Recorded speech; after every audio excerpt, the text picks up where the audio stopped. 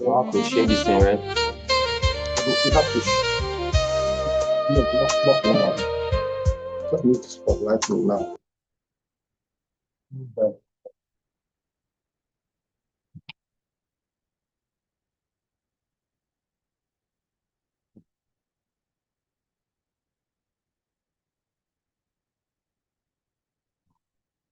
Hello, everyone. Confirm that you hear me.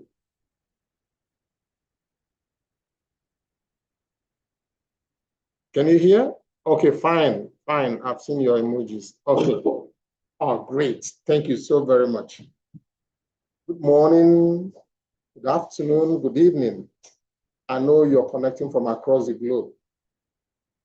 So you're welcome to this platform where the University of Nigeria and Nsukka is hosting the collaboration between the College of Postgraduate Studies and the Nnamdi Azikiwe University, Nnamdi Azikiwe Library, to present workshops on PGC 601 and 701. You know, we are meeting in the cloud, and there are two levels of readiness for this kind of meeting. The machine should be ready and the man should be ready too. Sometimes man gets ready before machine, other times machine before man.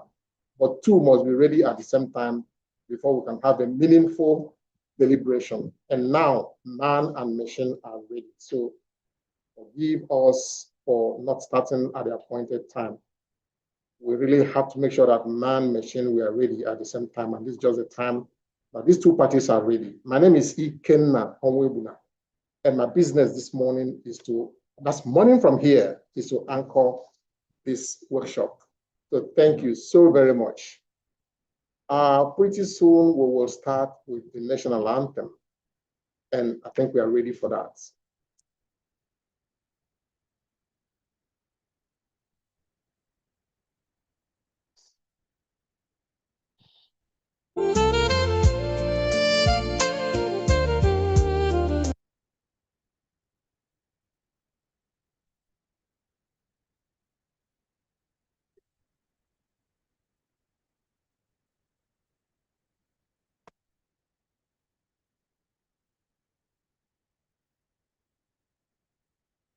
Nigeria, we hail thee, our own dear native land.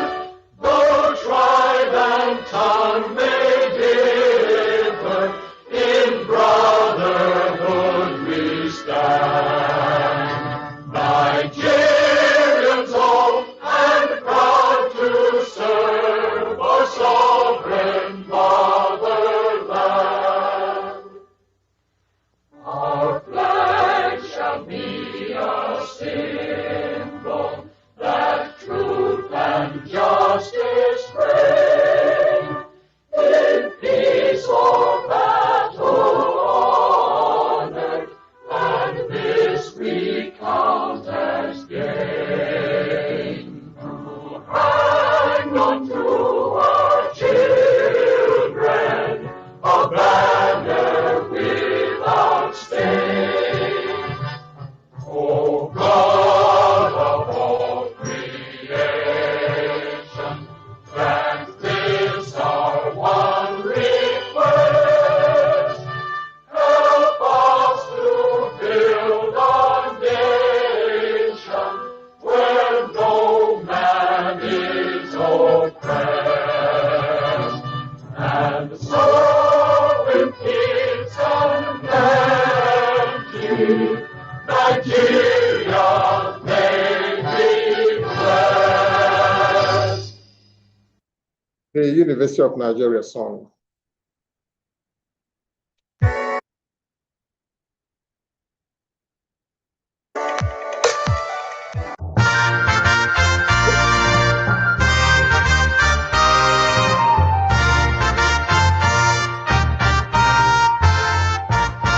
University of Nigeria, my alma mater. Hail and rejoice for the sake of truth. Where young men and women do seek for knowledge. Hail and rejoice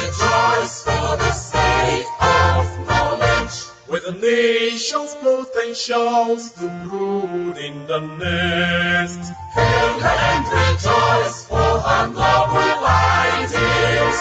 Hail from city poets, Lord, our dreams come true. Hail and rejoice, for the giants are raised. My alma mater, my alma mater, noble are thy roots and thy ideals, and great art thou in science and in arts, in all the realms of learning, thou art awesome mind. Hail the city of Nigeria, my alma mater. Hail and rejoice, for her lofty plans.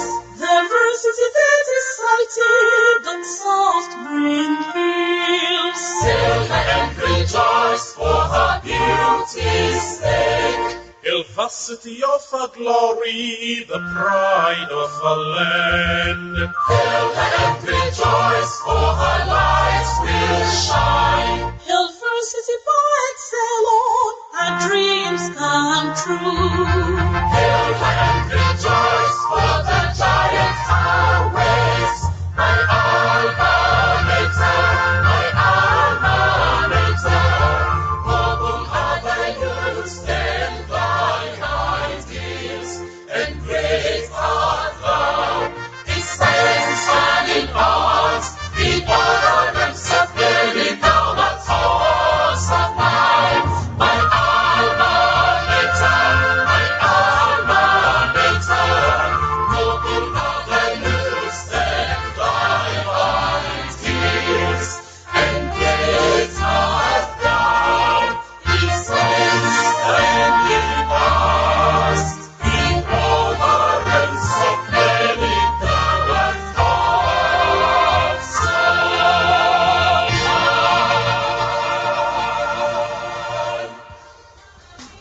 Thank you so very much. The University of Nigeria, the university I'm proud of, one and only University of Nigeria in Nigeria. We will start formally with prayers. And for opening prayer, I invite Professor Ibudike Udensi.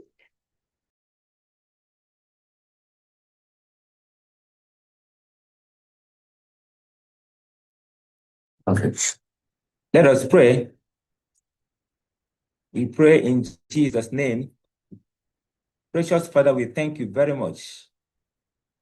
The omniscient God, the faithful Father, the great King.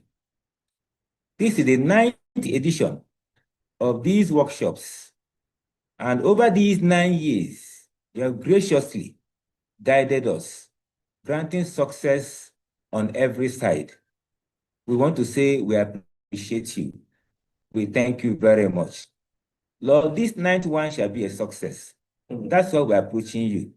We ask, Lord, that you will guide us. As we begin today and continue tomorrow, may grace abound unto us. Let this be an avenue that our students will learn as they are instructed in matters that relate to research and data analysis and other topics we shall handle for PhD students. Lord, we pray that understanding shall be granted unto them, that wisdom and utterance shall be granted to all our resource persons, that Father, at the end of these workshops, we shall be glad that we all sat together. Glory and praise be yours for helping us. In Jesus' mighty name we pray. Amen. Thank you, Professor Udensi. I'd like to let you know that here we have a full house.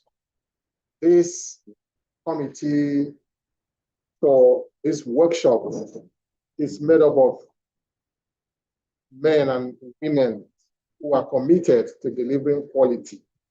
They're all sitting around me here, and sometimes you hear them, other times you don't. But just know that we have a full house here, and we have the privilege of the presence of the provost of our College of Postgraduate Studies.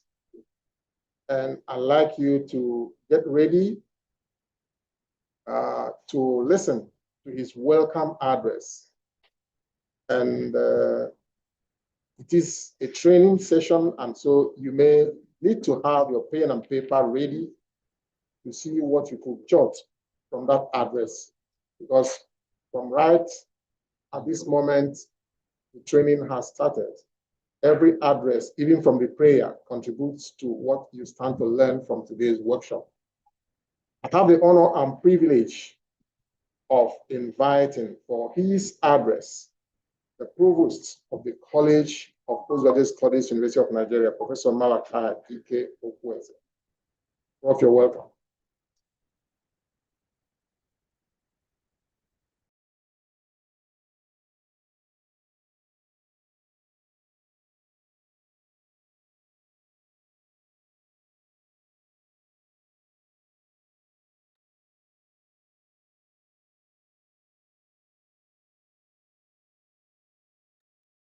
Okay.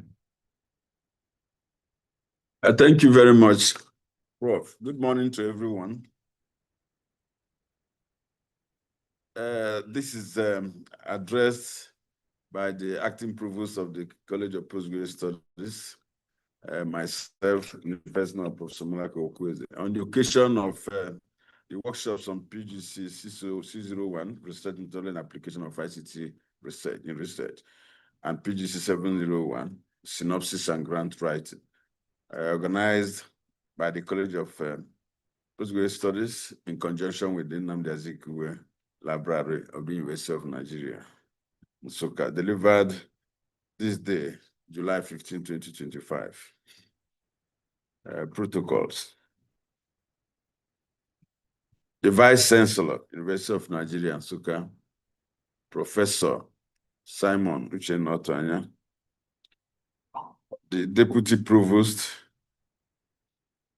of the College of Postgraduate Studies, the Chairman of the PGC Committee, the Secretary to the College, very distinguished and revered members of the committee, the representative of the librarian, distinguished trust persons, facilitators, students, respected stakeholders, ladies and gentlemen.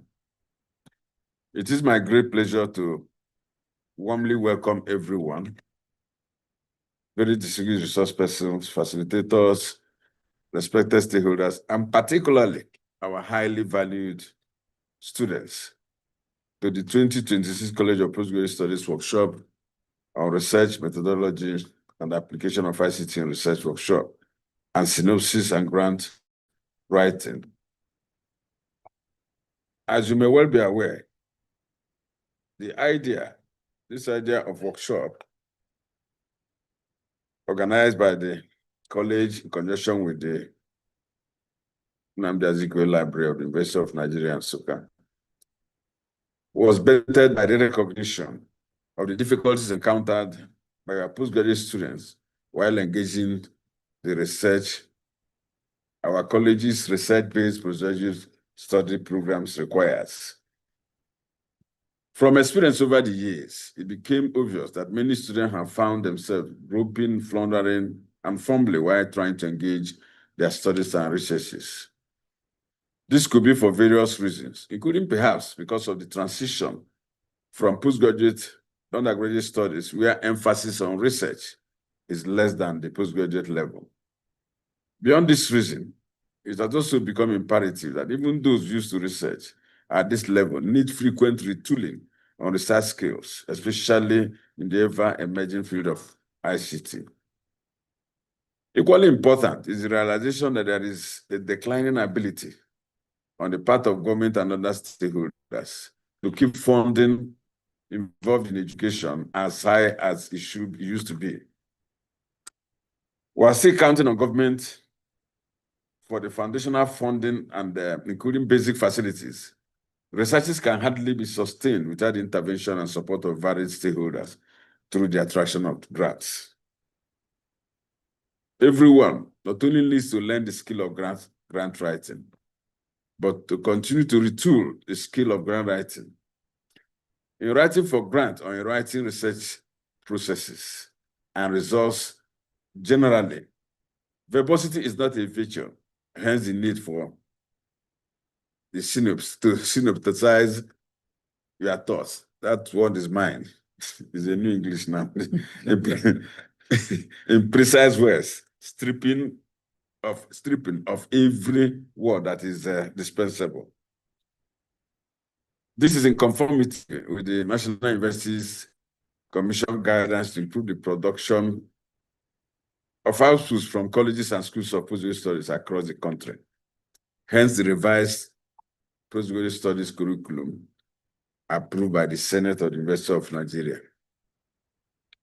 Our shared commitment is to continue to work on improving our skills on the process of research, application of ICT to research, and the correct format and language of grants writing and presentation of research results.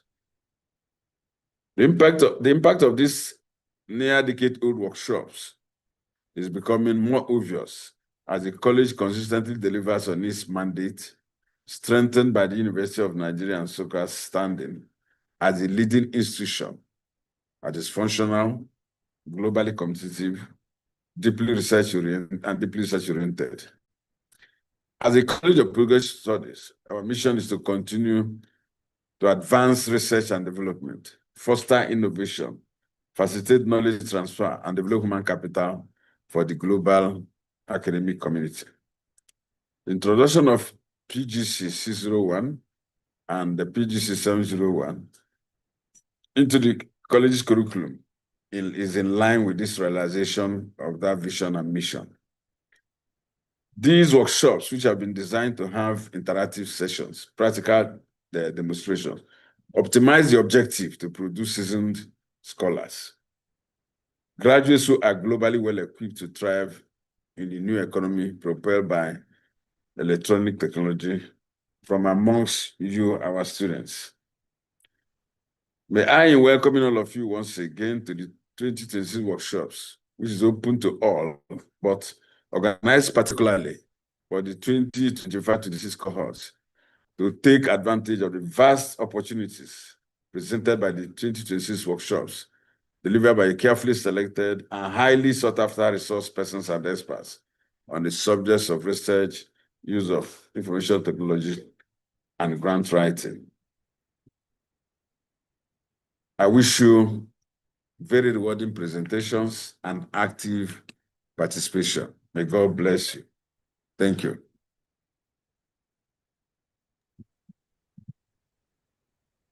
Thank you for applauding and thank you for learning along as the provost delivered his welcome. We have yet another important welcome, and this one will come from the #1 scholar of the university, the Vice Chancellor. Our amiable Vice Chancellor, Professor Simon Uchenna Otwanya's address will come shortly, and we'll go back to the provost to read that address.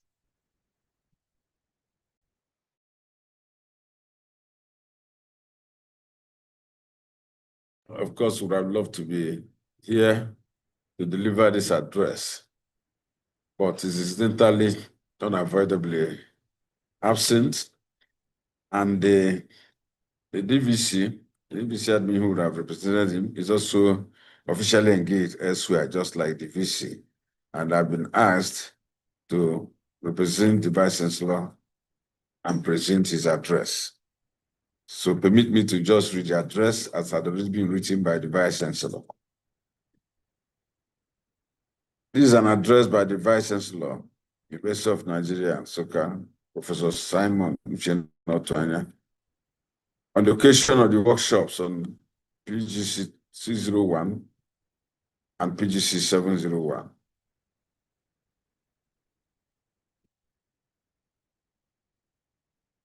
The Deputy Provost,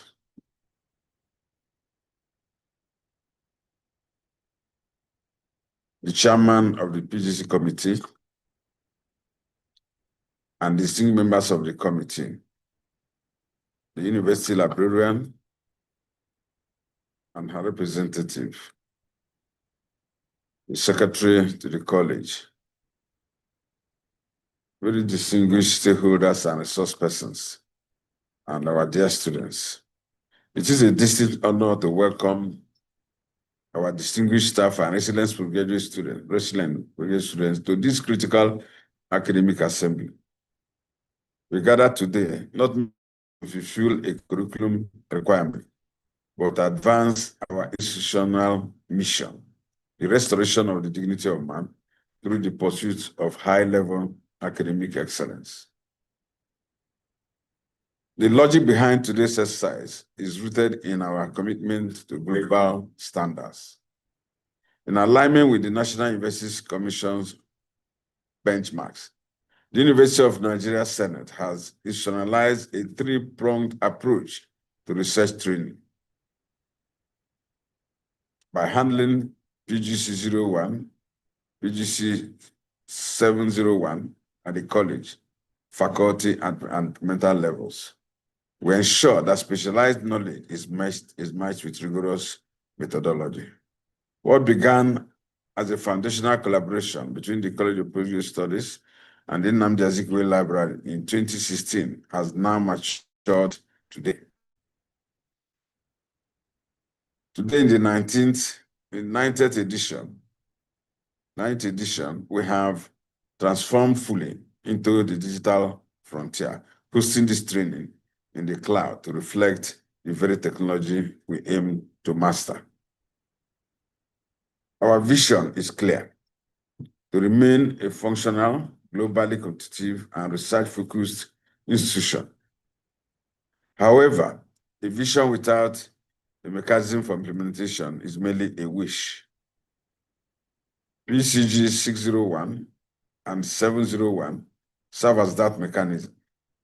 By bridging the gap between the traditional scholarship and contemporary ICT applications, we are preparing you to navigate and lead a global economy driven by electronic technology.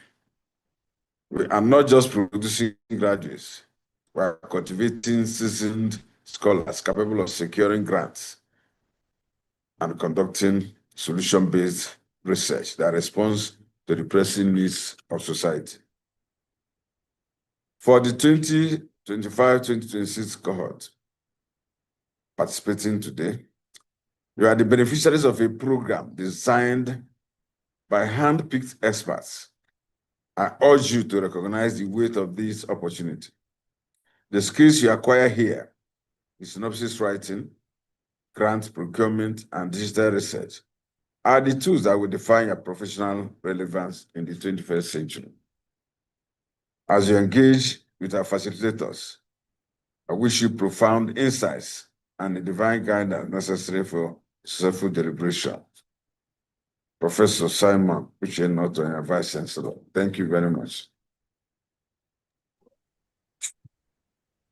Thank you, our dear Vice Chancellor, speaking through his designee, the Provost of the College of Postgraduate Studies. Once again, let me remind us that this is a training session, and so far we have had a number of presentations that should engage our thoughts. With the background already prepared, I guess we are now ready to take the first major presentation. It is coming from our guest, who over the years has worked with us and has gathered a lot of material. And today we are going to be engaged with the updated version of the material that he has gathered over 9 years. So we are beneficiaries and consider this a privilege. So get your writing materials ready and make all the jottings as will be presented. And it is my honor and pleasure to present to you the major presentation for this opening ceremony, which has been detailed for presentation by the one and only Professor James Conable. Prof, you're welcome. Hello. Yes, you're welcome, Prof. Thank you. Yes. Thank you. I can hear you clearly. I hope you can hear me from here. Yes, can. Hello, everyone. Very much. Yeah. Thank you. Good morning, everyone. Thank you. Faculty members and postgraduate students, I really appreciate to be here today. Thank you for inviting me. With this, I want to express my sincere gratitude to the facilitators of this program, the speakers, the organizing committee, and the university leadership for making it possible for deepening research in the University of Nigeria. And it's a great honor and privilege that today's workshop, just like any other for the past 9 years, and I have participated myself, it's been carefully designed as you're listening to the provost of the college, as well as the VC's address, to strengthen your capacity to write competitive research proposals and to prepare high quality manuscripts for reputable journals. Understand the publication process, respond effectively to reviewers, and uphold the highest standard of research integrity and ethics. It's very, very important. Before I start, think about why you are here. Why is it that you are here? Because if you want to participate in any event, you have to reflect. And you have to have something in mind, a goal in mind. What do you want to achieve by participating? Or you just want to be one of those just to register, to be counted as a participant. And then perhaps I think they usually issue certificate at the end. Is that why you are here? Because first of all, you have to ask yourself, why am I here? So that you can really, at the end of this event, you will personally achieve your own set goals. Then that's why I will, first of all, give you the objective of the workshop before I go into my slide proper. Number one is, at the end of this workshop, you as participants, you are expected to understand at least how to improve your scientific writing skills. Number two, understand the structure of a publishable research paper. I'm not on the slide now, so don't go to the slide, just remain where you are. I'm just talking. After I'll go to the slide, okay? Can you hear me? Number three is for you to learn effective literature review strategies. Because various presenters, I'm just talking in the general terms now, because it's not specific. All these people are going to speak to you, all the resource persons, all the faculty members that are going to present. So pay attention so that you understand what is already packaged for you.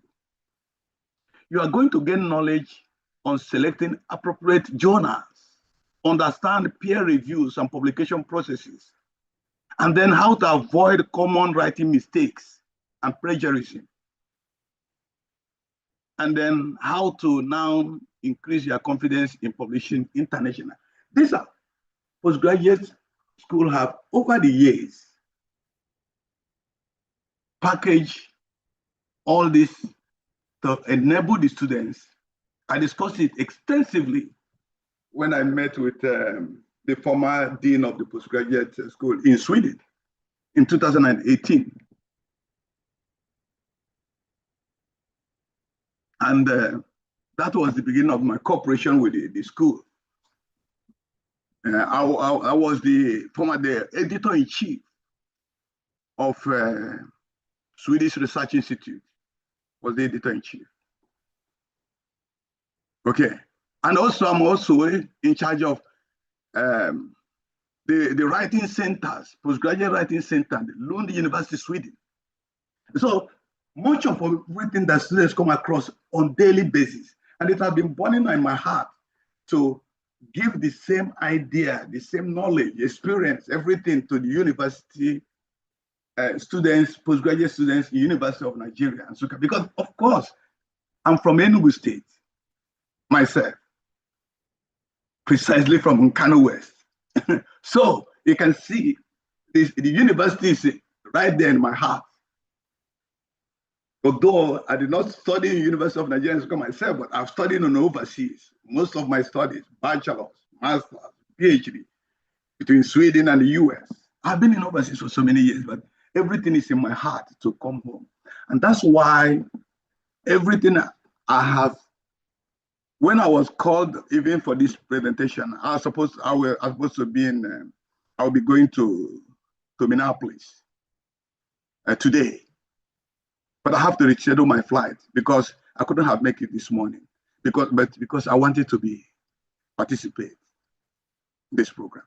So please pay attention because there are some sacrifices that have been made in order to help you to grasp what you want to do. What I'm trying to do here is to let you know the need to understand these informations that will help you.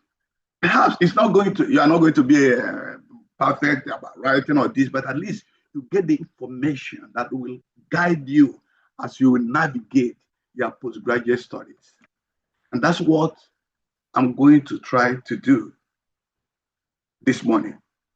That's why I entitled it Advancing Research Excellency Through Effective Scientific Writing.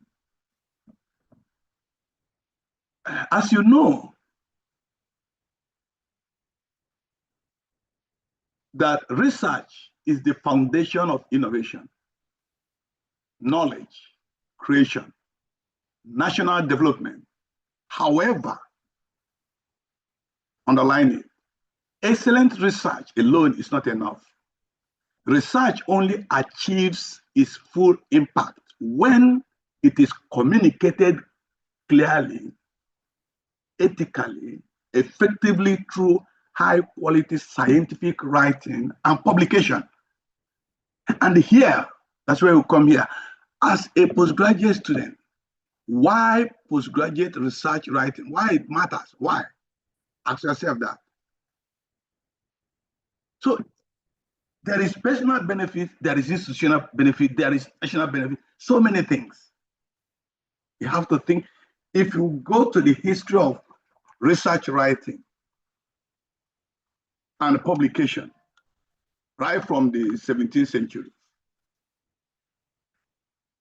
where they established about the first journals. Then it run through to the 18th and 19th century, which is industrial revolution. Research expanded dramatically within that period. Then, in the era where most of us that are those seated there, wherever you may be, between 1900 to 1990, research became highly standardized. And you can notice these characteristics of it. It has a structured research design, it has a statistical analysis, it has ethical review, funding agencies, international collaboration, and you can hear the provost of the college and the vice chancellor in their welcome address mentioning all these things. So personal growth will require you to have clear and measurable objective. What do you want? In order for you to benefit, because so many people among you must have acquired different experiences. Maybe you have worked, which is advisable most of the time. But in our own place, so many people in like developing countries, they like to read from bachelor degree to master's to PhD. Most of the time in overseas, people go and work and gather experience and come back to school, and it helps a lot in order to really determine what you want to do. So as a postgraduate student,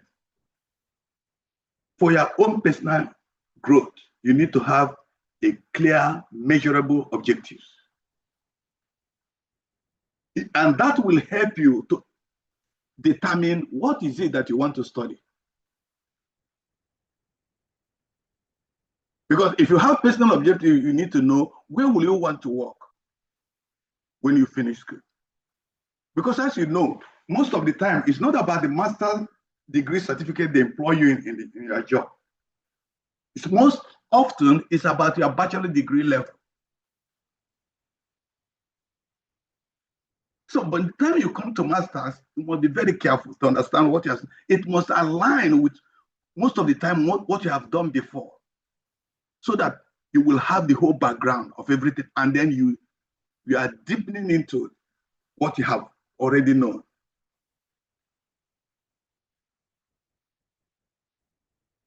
Now, if you don't know and you have come into the master degree program, it's still not too late. You need to ask questions. You need to, colleagues, faculty members, supervisors, professors that you happen to come across, discuss with them, try to know exactly what you need to do to get it right. Because as you complete this education, if you don't get it right, even in overseas, so many people are here in overseas where I am right now. So many, they finish master degree or PhD, they are drivers. They are washing, and they are hotel attendants, washing plates in hotels, and they are frustrated. And they can vex their anger upon anyone. Because really, they are confused. Because you can create any research topic you want to, you just want to graduate. Okay, graduate, and then after, what happened then? If you graduate, what happened? Is that the objective is to graduate or to use your certificate for a clear pathway to satisfy what you need? Remember, academic writing is not spiritualized, like people say, oh, by the grace of, it's not. You must have a clear objective, what you need. It will help you in life. Define what you need and then discuss it very well. And that's why institutions right now, globally, they establish various resources to help the students. And that's when I come to UN, and that's why exactly why I talk about mentoring unit for the students, so that you must understand what you want to do for your own future. Because if you make any mistake here, in this your personal growth will be compromised. And then by the time you finally finish your graduate and have your certificate, then what next? Perhaps if you have done masters, you proceed to PhD, and what next? What job are out there to give you a job because you have PhD? Only perhaps in the academics, right? But there are already so many people that are there. You know how competitive it is. So if you have a clear, measurable objectives, you will be marketable. So many places, internationally, nationally, everywhere. And that's why a person like me can also help to tell you, say, oh, go this direction, my friend. But if you don't have a clear, measurable objective from your writing, from your research paper, already there is a problem. And that's why this postgraduate research writing workshop is essential. So you don't make mistake along the line, because there's a point it will reach, it's already all over. And then you graduate, and then what happens? So number 2 is to expand your knowledge. Okay, expand knowledge in your field. That's relevant for publication. Move away from the personal now. It's for you, but also in the knowledge world, in the journal publishing, it becomes relevant. And as you know, in the modern research era, most of you are born maybe between 1990 and then going forward. It is the era we call technology transformed academic writing. Within that time, technology has transformed everything. You have the internet, you have the online databases, you have electronic journals, you have digital libraries, you have referencing management software, And that's where you hear most of the major databases, Google Scholars, Scopios, Web of Science, Net. This where these things, whatever you want to contribute have to be relevant to those bodies. Because if you finish writing your research paper, you have to send it to a journal. What will make them to reject it is whether is it relevant to them. Because if it's not relevant for their paper, they will not accept it, they will reject it. It won't even go to any reviewer. And whatever the reviewer, the editor is looking at is just your abstract. If just reading your abstract alone is enough. And now they don't even use abstract. There is a program of machine learning. I will talk about it later. They just put it to the system. It will just analyze what you have done. And then they will just reject your paper. Nobody have ever read your paper. No editor have looked at it. It's just computer system have looked at it and said, no, this paper is irrelevant. Because you don't have the real keywords and all other things. And I have come across so many papers while working with students in UNN and some other universities. I realized so many people make a lot of blunders. They even make references of literatures which they never read. They just copy references from somewhere, put it in their e-text, and they put this and put this and put this. What are you trying to do? Just to make up references. It is totally irrelevant. So that's why your research must have an impact. So if you don't really review a literature and know what you are doing, the research will have no impact. But what is required of you at this age is that the research must have an impact. And it has impact if it's communicated effectively.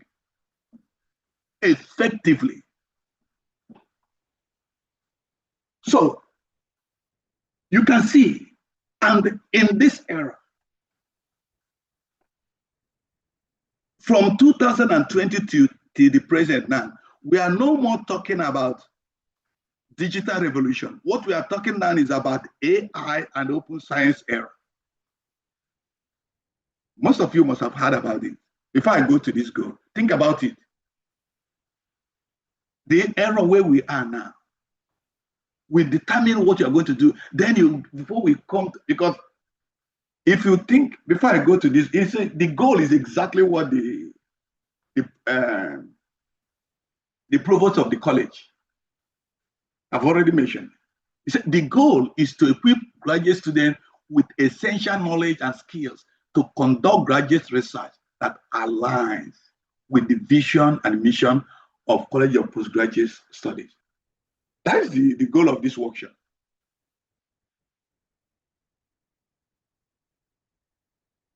And in order to do that, what is to improve writing? In order to improve your writing, there is a lot of things that you need to understand. And then that's where you come to era of AI. That's what we are now.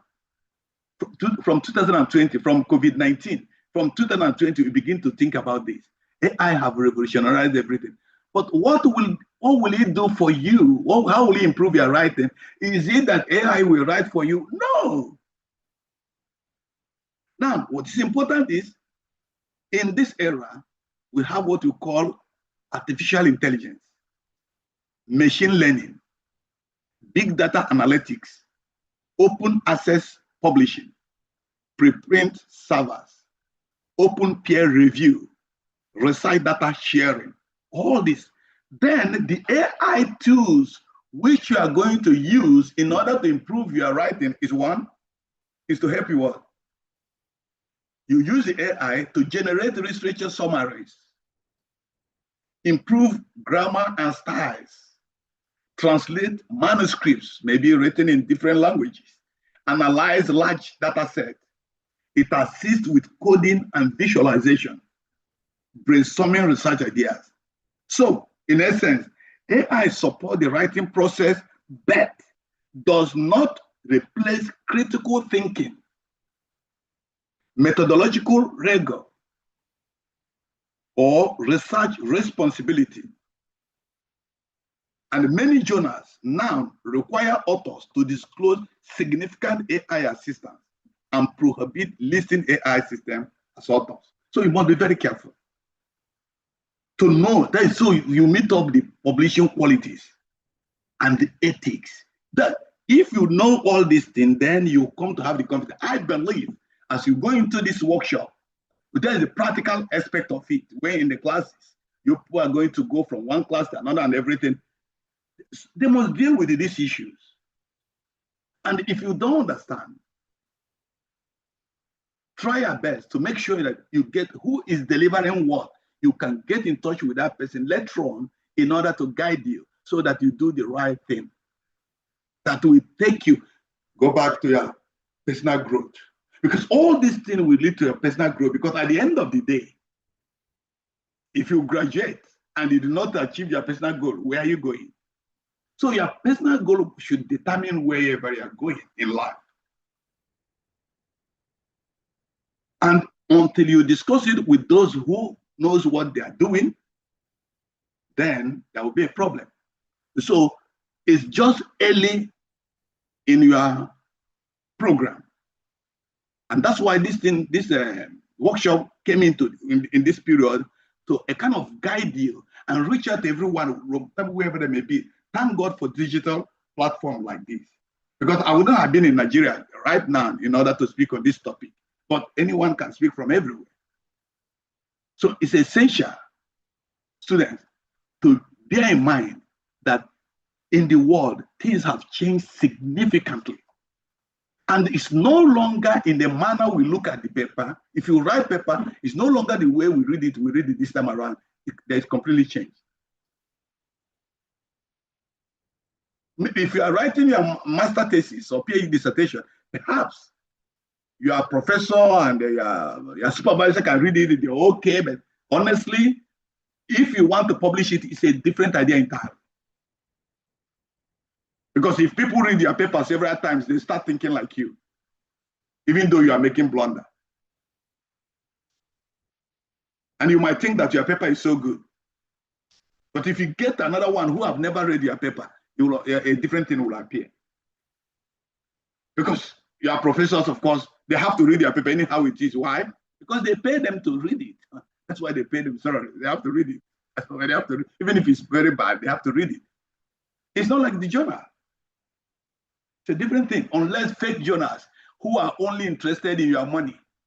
And if you publish a paper in the fake journal, that is the worst thing that will happen to you, because it's effectively is destroying your profile if you publish in a fake journal. And they will ask you $50 or $20 or $100, you give it to them, you publish. That is not paper. So be very careful. Next slide, please. So that will help you. When you want to publish, you have to understand the research ecosystem, what we call it, the whole thing that makes up research, discovery, writing, and publication, and the impact of it. Impact to who?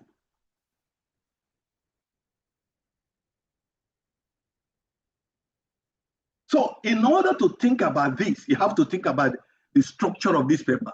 And this has been standardized since 1900. It has been standardized, what you call IMRAD. And clear, that is introduction, the methodology, the result, and discussion. Please go back. Don't come to the literature review right now. Okay? This is very, very, very essential.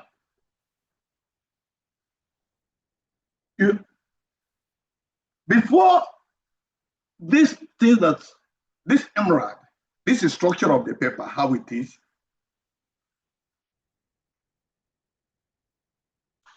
Before ever you begin to think about the paper you are going to write, even from your introduction, if you don't know how to write a critical introduction, you need to discuss with your colleagues. When you are reading and they to understand whether what you are writing is critical, whether your methodology is critical, whether your result it is how it's supposed to be and everything, in order to meet up the requirement of the present era.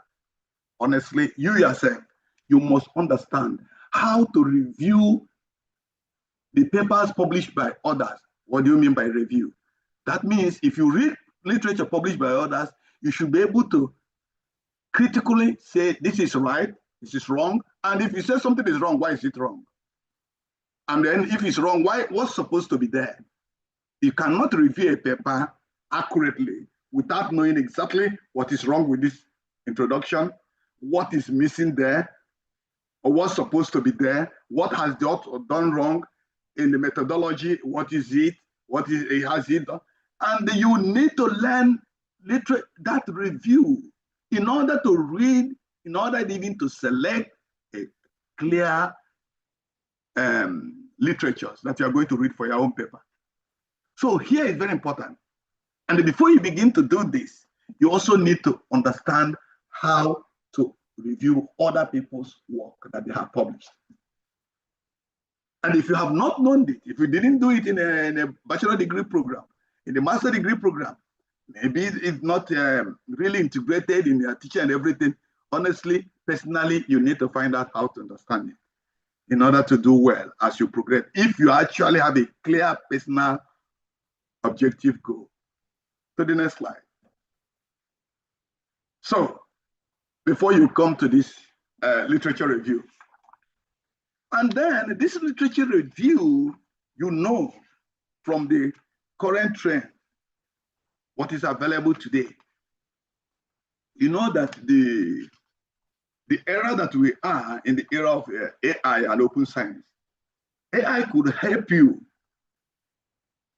to identify so many things, generate literature summaries of so many articles at the same time.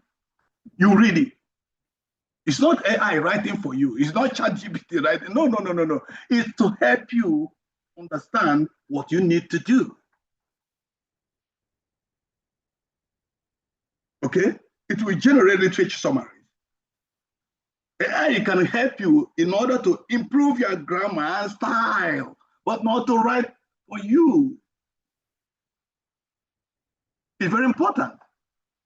And then know how to, the way you're going to cite, citation is super important. But honestly, before you come here, before you come to the literature, if you don't understand Emerald, if you cannot criticize, if you cannot review, you cannot do this one very well. You can see that there's a problem. And I want to challenge you, first of all, even to challenge yourself, go back to your bachelor thesis, go and read it yourself.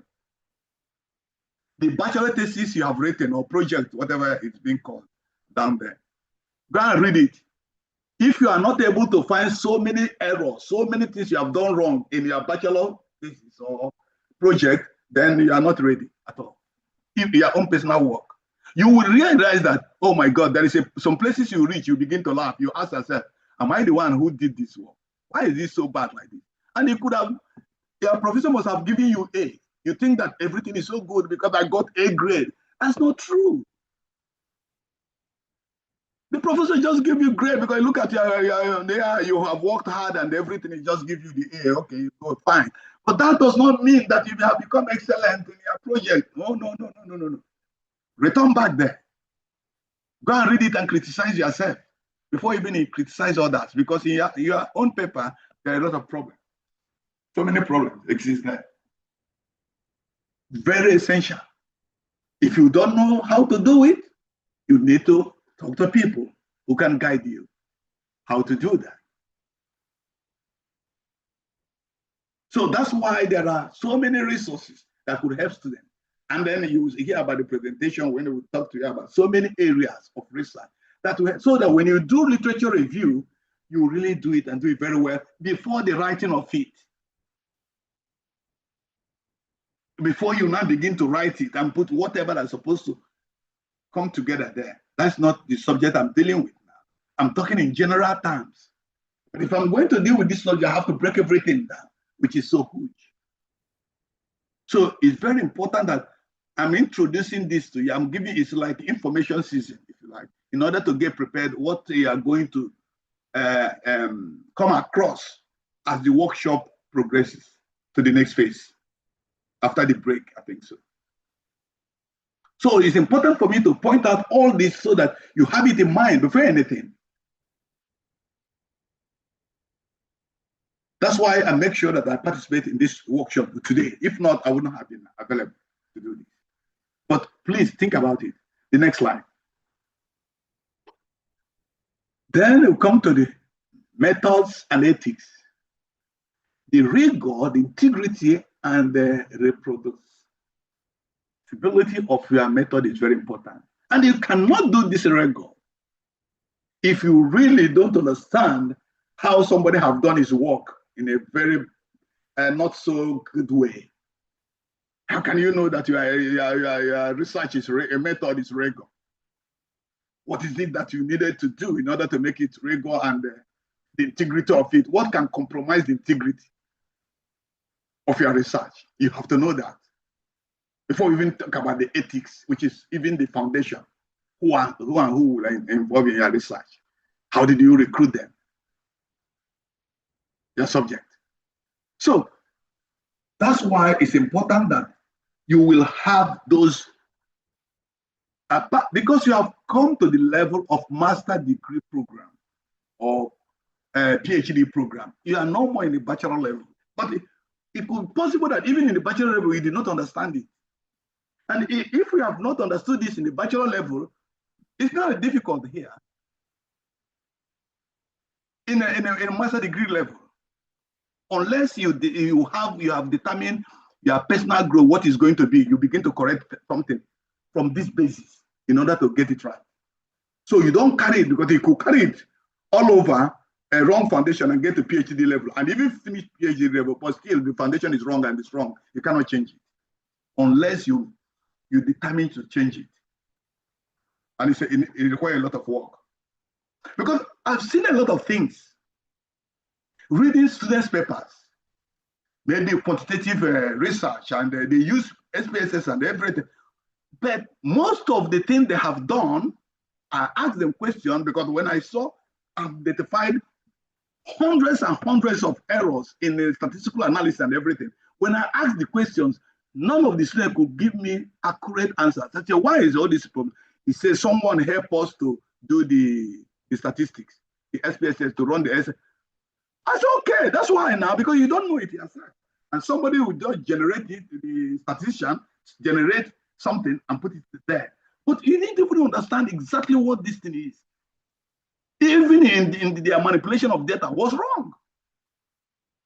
I identified so many that were not right. And I have told students that in this era, especially in the AI era, honestly, you need to understand statistical analysis before you put statistics on your paper. If you don't, I'm very sorry for that. Statistical students, they just generate something and then manipulate data just to get the figure that you are looking for, put it there for you, which has nothing to do with the real data. And I have come across so many of them in the University of Nigeria. And I have told students that they have to change that orientation. And now you are starting early, you need to. If you don't, go and learn it yourself so that you understand the basics of regression analysis. You cannot make you don't understand the basic of regression analysis. And then you are using regression. You're using chi-square. And you don't understand it. Not to talk about if you are using, there is the advanced tools of it.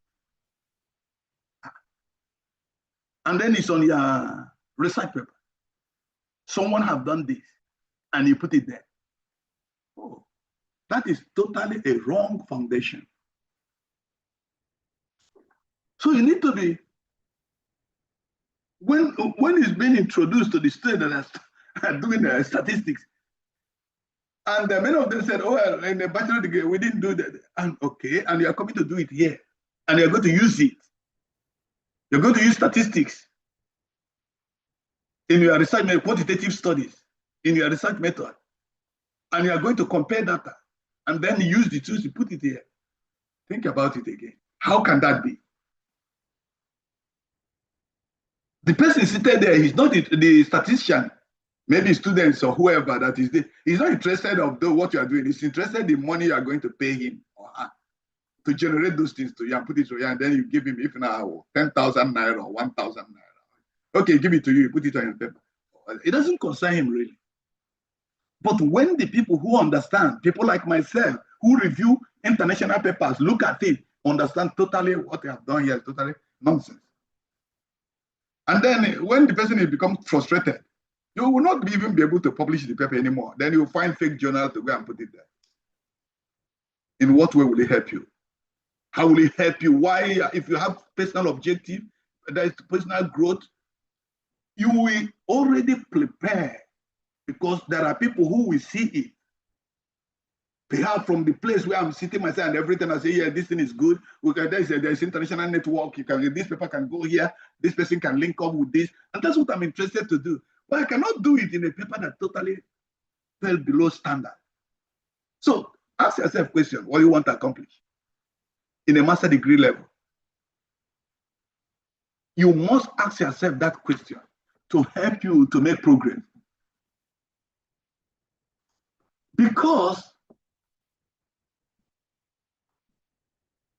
you, as a postgraduate student, there are so many reasons that why you must think and think again before you do your research. Because it could be a short time, you too become another members of the faculty. You'll be teaching others. And if you are going to teach others, and if you yourself didn't understand yourself, what are you going to teach others? What are you going to teach other people below you? It's just like if from a scale of 1 to 5, and what you know yourself is a scale of 1 to 3, you didn't know up to 5, and you want to teach people, can you teach people to get up to 4? It's impossible, because you're already in 3. That means they will never even reach 3, they will hit 2. Because there's nothing you are going to give them beyond what you know, because it's exactly what you know that you're going to transfer. And the world has gone beyond that, irrespective of what is going on in Nigeria. You have to go beyond that and declare your own personal growth. That's very important. Know what is the personal growth of this country. Think about yourself. But if you think about yourself very well, that's the only way the whole country alone could even have a little impact. Yourself, just think about yourself. This will be good for me, because I don't know where my paper will reach, and I don't know who will read it. I don't know who will introduce me. I don't know where, because you have a personal goal. If you have a personal goal, you want to get to somewhere. So that means you want to share your knowledge with a global scientific community in order to do what? Influence policy and professional practice, increase research visibility. You want your work to go here, then you have to think and think again. So don't do it because of your supervisor, because you will pass that exam, of course. You will graduate, of course. But after graduation, what happens next? Are they going to employ you in the UNN? Are you going to become only a teacher there? Does the vacancy exist? Or will you look for somewhere else? Will you look for somewhere greater? Or you just want to be here? So if you have that personal goal, then you think again. You do everything to help yourself. So become so selfish about that in order to produce the desired result. The next slide, please. So then, if you don't have what it takes to make the best of your research, you cannot publish a quality paper in Skopje, because the audience that will read it, he can't go there. Because quality matters, the audience matters, the index matters, all these things. It can't even reach there. You will just publish it in a local journal, in local Nigerian journal and everything. That's not getting to anywhere anyway. So that's why you must Ask yourself, what do you want to achieve? What do you really want? Because that will change everything you know and how you are going to pursue your goal. Very important. So,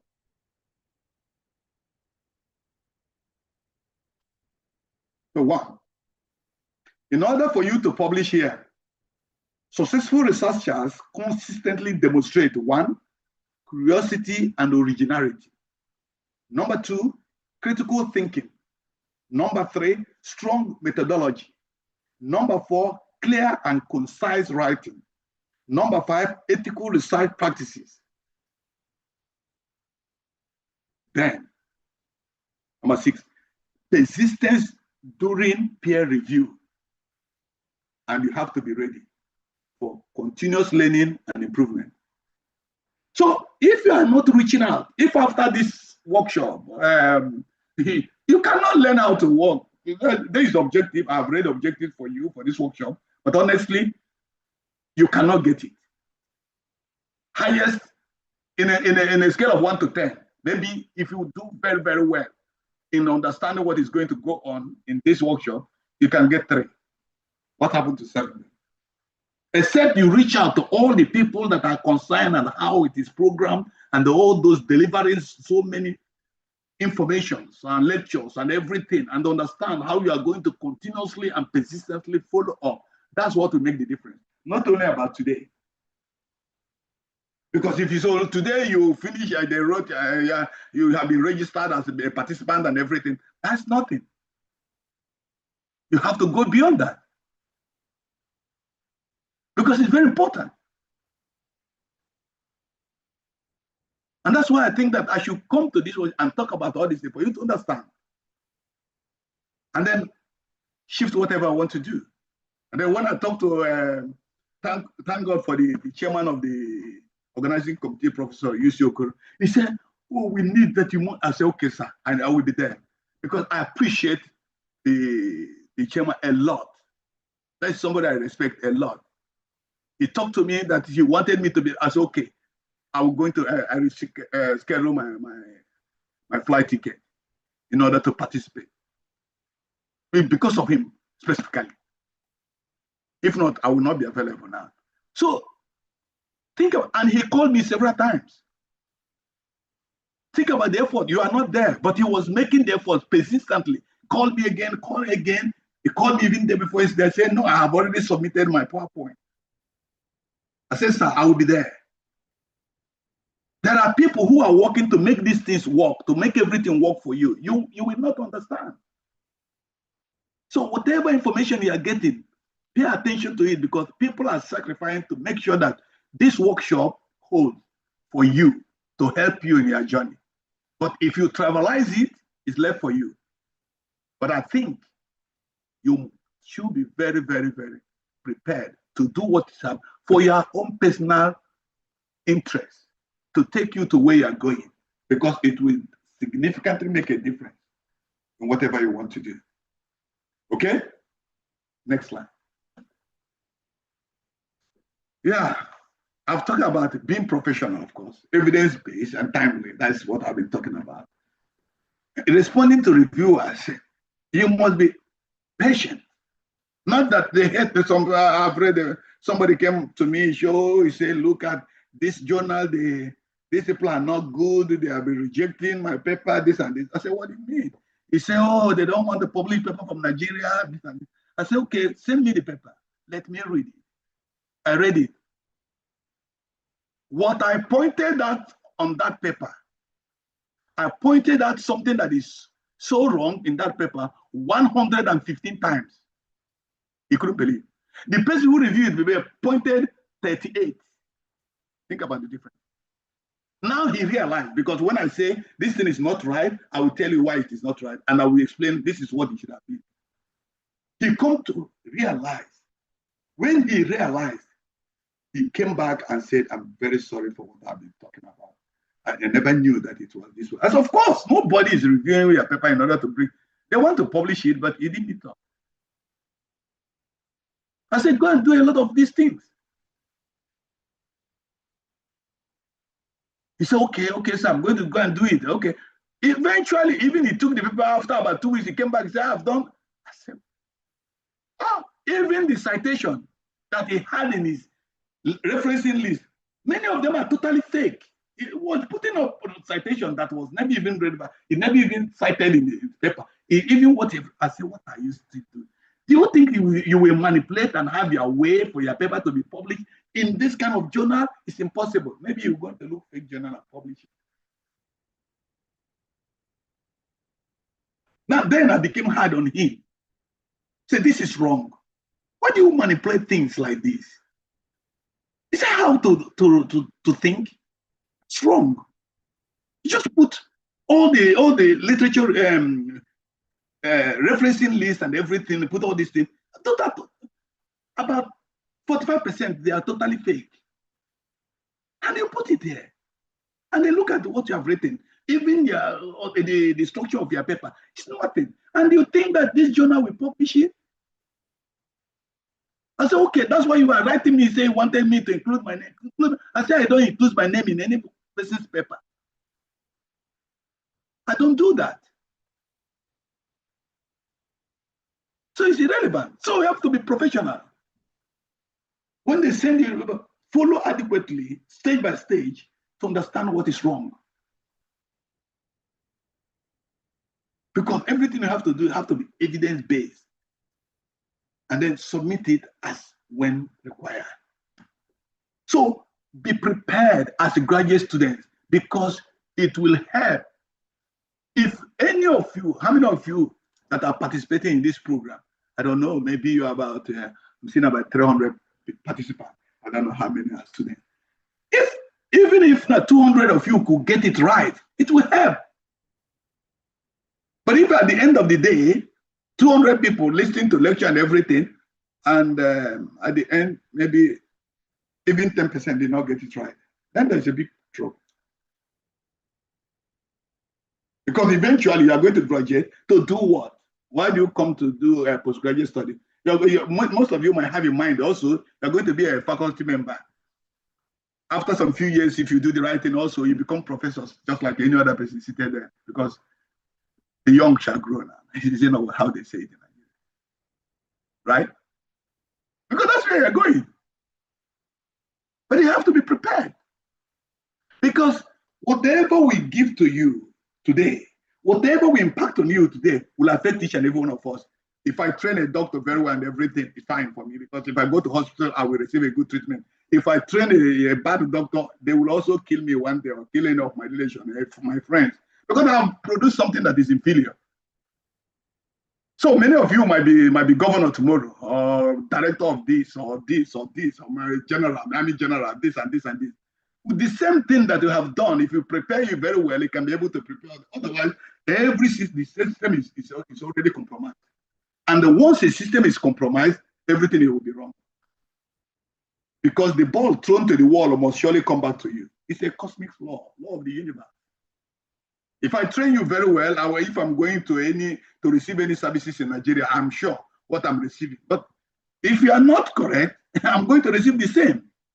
I'm going to, after everyone be complaining about the corruption and the inefficiency and unprofessionalism and everything. But especially, almost all of the people doing this, they are passed through school. And that's why so many things are wrong. You must be prepared to know how you respond.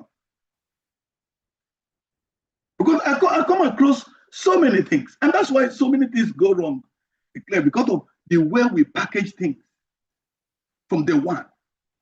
So we need to start to change that in order to prepare, so that when we are criticizing the former, we are not going to even become worse than the former.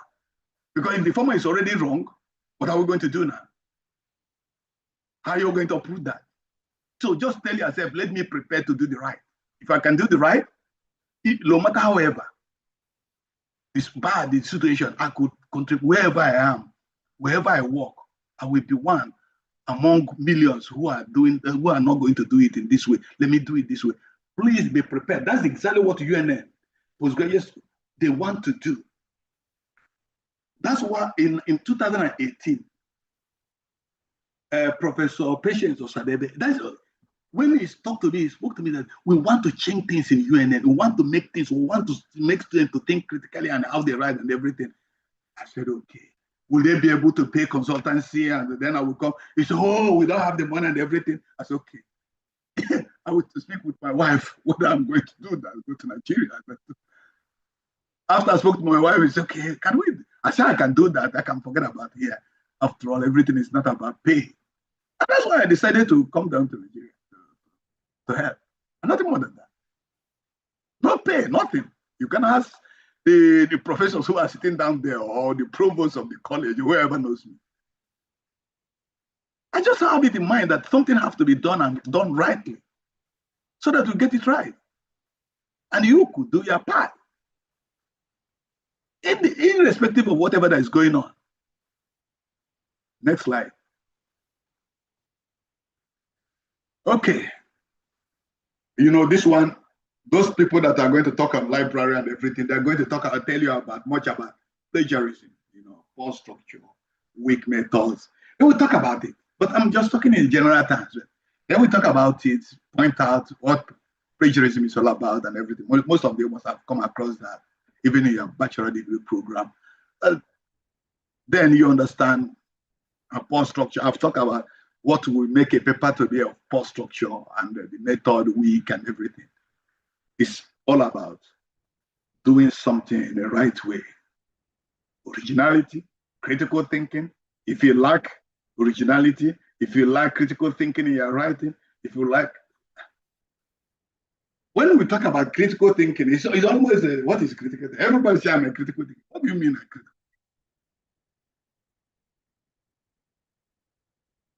If you think about the concept itself, to be critical thinking, is you question everything.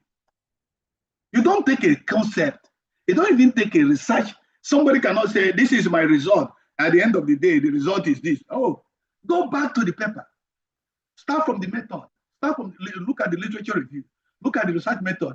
If there is any divergence from all these things I have written, and it come all at the end, the result came to be this, and that result doesn't work. Question the result straight ahead. But you must be able to understand the concept.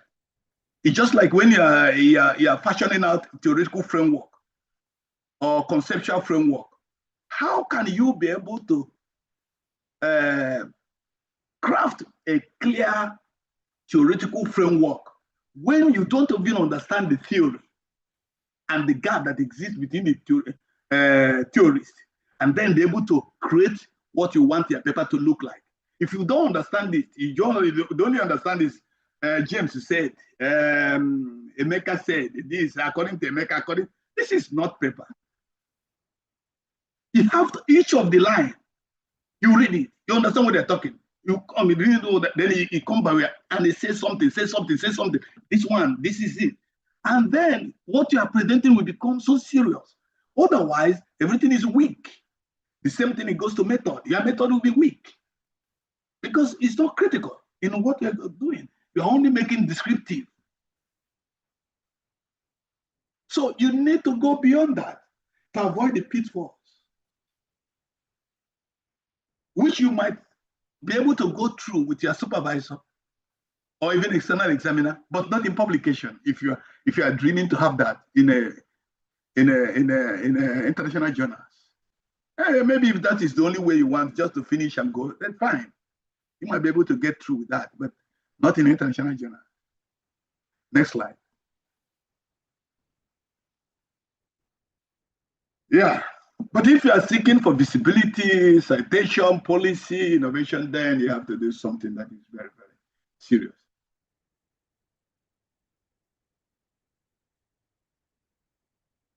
So you remember that the impactful research is not measured only by the quality of the investigation, but also by how effectively the findings are communicated.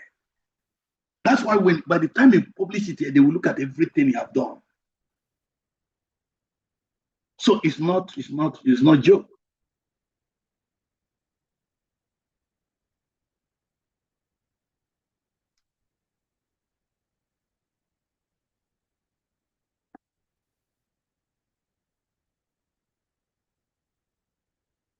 So that's why this workshop is really designed. Today's workshop is really carefully designed to help you to have knowledge about this, not to get to know who are the experts in these areas and talk to them to understand how this works.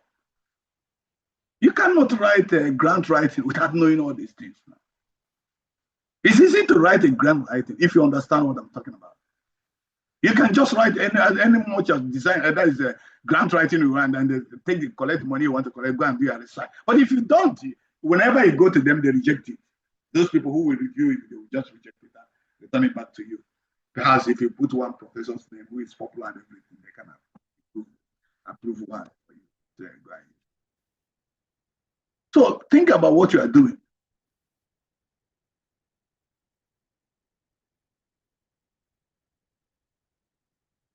So these things is not rocket science. It's just what you can do in order to get visibility is nothing. You will get it there if you know what you're doing.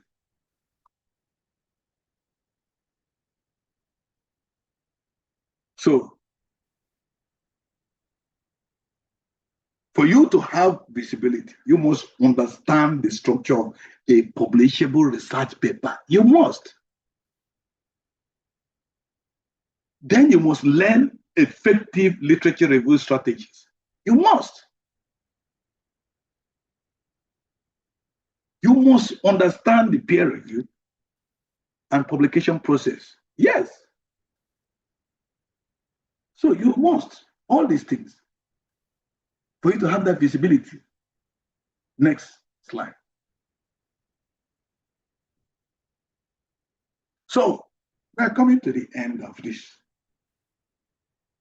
It's important to engage, ask questions, and network. All these points are very important. Engage with people. You are going to meet different people. You have colleagues, you have faculty members, you have so many people that are going to present different versions of the workshop program. Discuss with them. Ask questions if you don't know.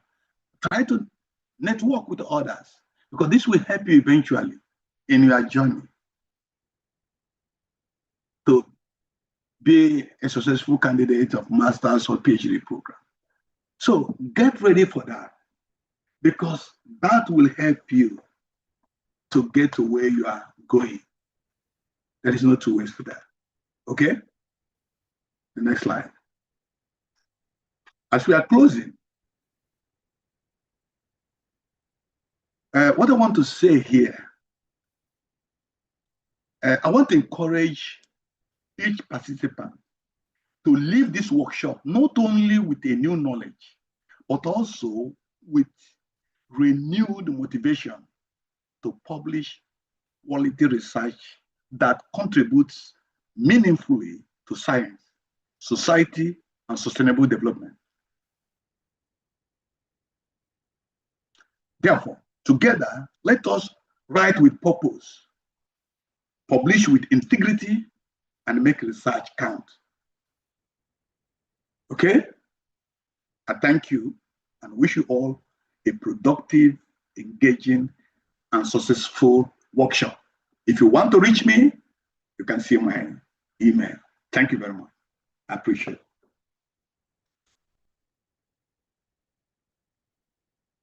Bye.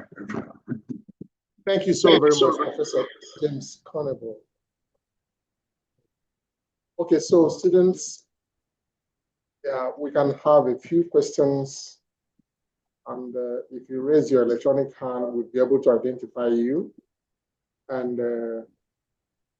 so James is still available to take those questions. So you can raise your hand electronically, use the raise hand button. Yeah, we have seen one hand already. So yeah, MLA, you can take it. Unmute. All right. Good afternoon, Prof. Good afternoon to all the faculty members. Please, I must first of all express my deepest appreciation for this wonderful presentation from Prof. Thank you so much, sir.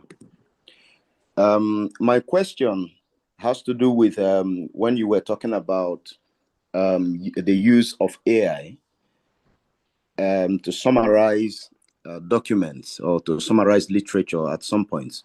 So I want to ask, is it ethical to use AI to summarize materials or literatures with citation given? Is it ethical? Yeah, the AI is meant to help you to do what? To generate literature summaries, because there are so many literatures. Just like when you put in the system, so you can be able to read and know which one you really need. What do you want? Because you know there are thousands and millions of literatures. So if you know how to use, it can help you to organize so that you will now focus on exactly what you want. It's not writing for you.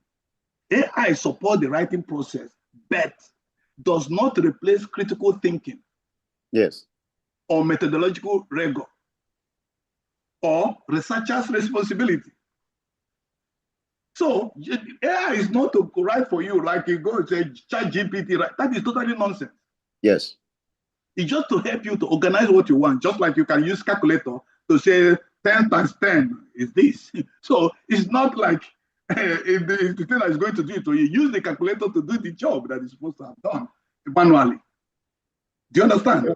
Yes, sir. Yes, sir. So, sir, the little follow-up question is that, so if I use an AI to summarize the literature and cite it appropriately, will it not? It will not be flagged? No, you cannot take it to summarize. It's a literature. When you have so many literatures, it brings you a summary of it. Summarize. This is what this person is writing, right? You read them. You write your summary. You write whatever you're writing. All right. Do you understand? Yes, it's sir. not that AI is summarizing for you. You put it on your paper. This is what I've written. No. That's totally wrong. Yes. That is wrong. Thank you, sir. Do you understand now? So it will organize everything. Then you read. After you read, you start to write what you want. Thank you, Emele. Thank you, and thank you, Professor James. So AI is for your use, not for your abuse. No, it's not allowed. It's not allowed. If you use AI, the paper will be cancelled. That's very simple. And we have already have the tools to cancel all the whole papers. Students go there who are lazy, just take AI, put it right for you. This is nonsense. Okay. It doesn't have meaning. Okay. We had Odo raise a hand earlier. Odo, have you changed your mind? If that is the case, then we'll take Francis. Francis, on mute. Good morning, professors and protocol observed. Prof, I was really blessed today. Prof was just telling us people are afraid of AI. You know, I'm also one of the university in USA. I'm studying about AI in research on a doctoral degree research. So the AI is there to, as Prof have said, to aid us. It's a supporting tools.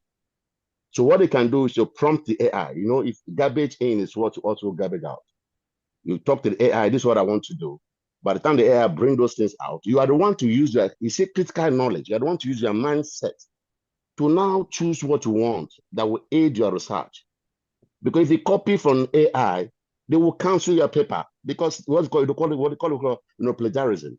There's AI that will also monitor, the AI plagiarism that will monitor that you have copied. So you need to use your thinking faculty. That's what we call critical knowledge is there to now support whatever you're writing. By writing it, you now come up with their own concept of writing it. AI will bring it, as Prof have said. Most of us, UNN really, other schools have gone into AI. Other schools are offering AI. I don't know why UNN is not offering AI by now. It should be in one of the faculty, one of the courses. They should be the whole school in Nigeria. Most of them are offering AI now. So because AI has come to stay, whether we like it or not, we must go, anything you are doing, writing books, whatever you're doing, AI is involved. It's a prompt. You need to prompt the AI. You need to tell AI what to do. That you need to do that because now, thank God that we're bringing AI into research. I'm so happy. I'm so honored. I'm happy that is trying to use the tools of AI. But AI does not mean that you're going to just start copying. You need to prompt it, prompt AI. And do you know why we use AI? It saves time. It saves time. Some of you carrying all the books in the whole world. AI will help you to compress everything and bring it to bear. Then you now do what they call your selective mode, where you say this is what you want in your own study. Okay, Francis. So that's what I want to say.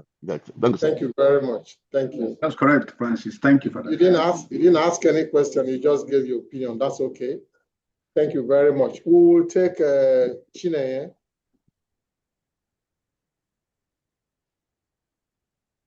Chineye, on mute. Okay, you're there now. Yeah. Good morning, good afternoon. My name is Chineye Mary Madubikaya from the Department of Hospitality and Tourism Studies. I want to appreciate you, Prof, firstly for the knowledge and for as well talking about AI. I want to support the last speaker. There is something that he mentioned about prompting.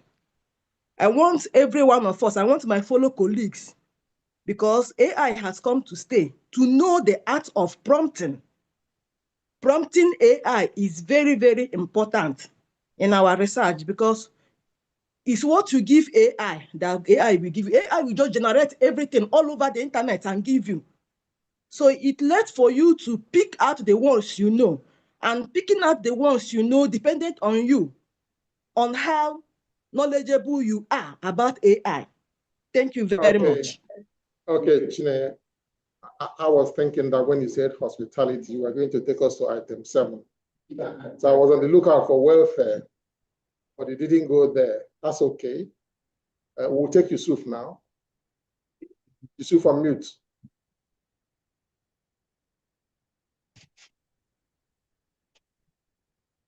Yusuf, on mute. Yusuf Goni.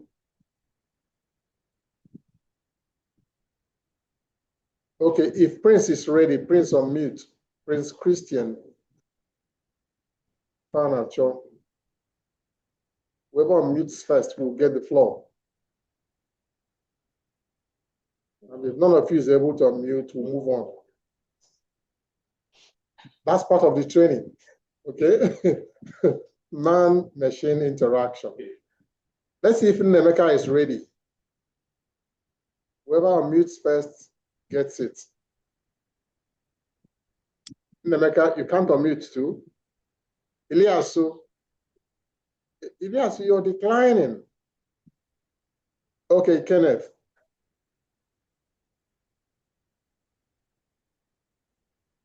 We are not, others are muted. So, please give permission. He has asked him. We've been prompting you to unmute. Okay, fine, sir. Fine. Kenneth, go on. Hello? Thank you. Kenneth, do you have another device? Thank you. I really appreciate everyone. It's wonderful.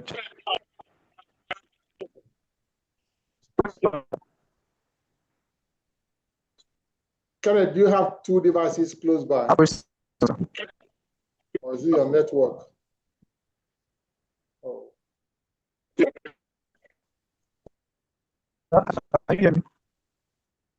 No, you're not communicating effectively. Let's try somebody else.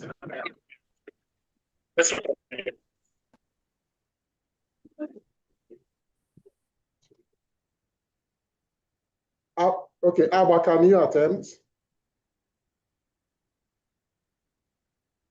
Oh, fine, you're there. Go ahead.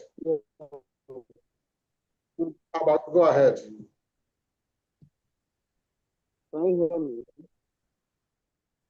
Do you have an earpiece plugged to your system?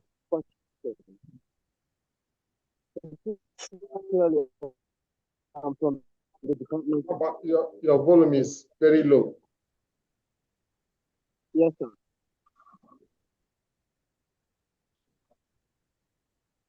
Does yes mean that you are going to improve on it?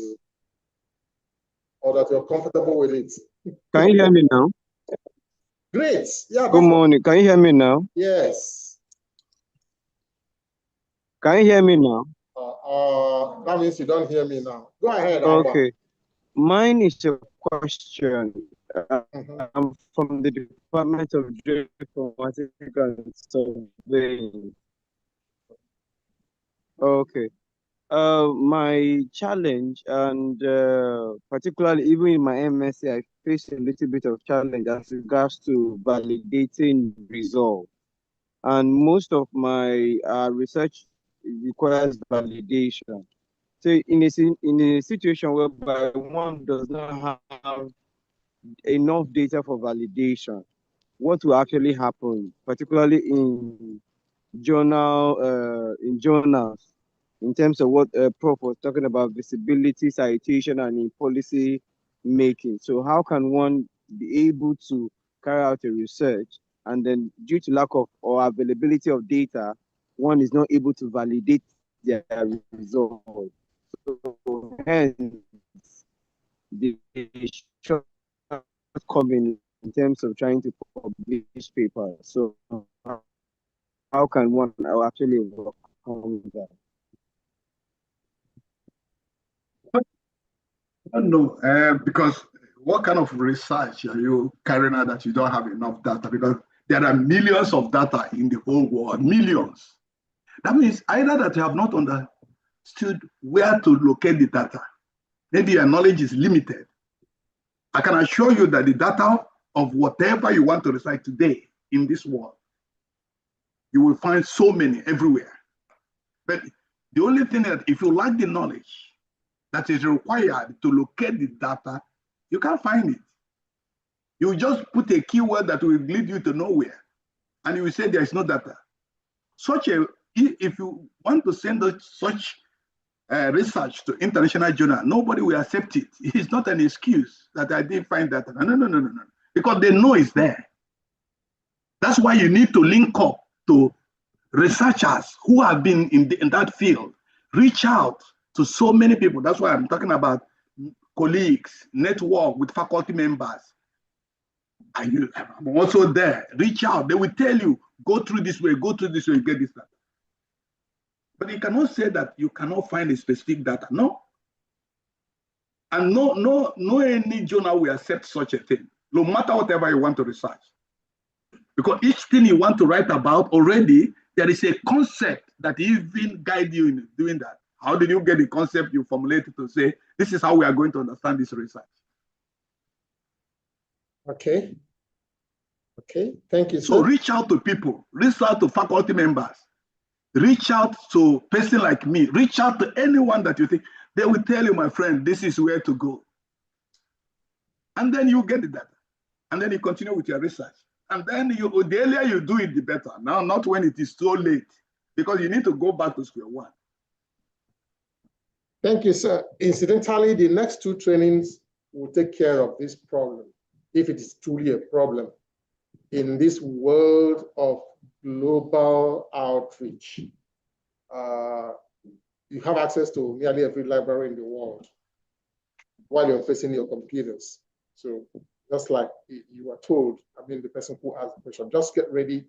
The next two trainings from the university librarians who will do the presentations will definitely let you know that you are not alone in accessing data. Thank you so very much. The time allotted for this section is over, but just for being just, we will just take one more. And let's see, Kabir, can you unmute? Kabir Atahiru. Can you unmute? We've been prompting you. Otherwise, we will give it to Lillian. There's a Lillian Ebere. Okay, fine. Go ahead, Kabir. Hello, good morning, sir. You're welcome. Okay. Well, sir. Sir, I have a questions. Is this kind of we can use AI for refreshing our literature review. Is this allowed?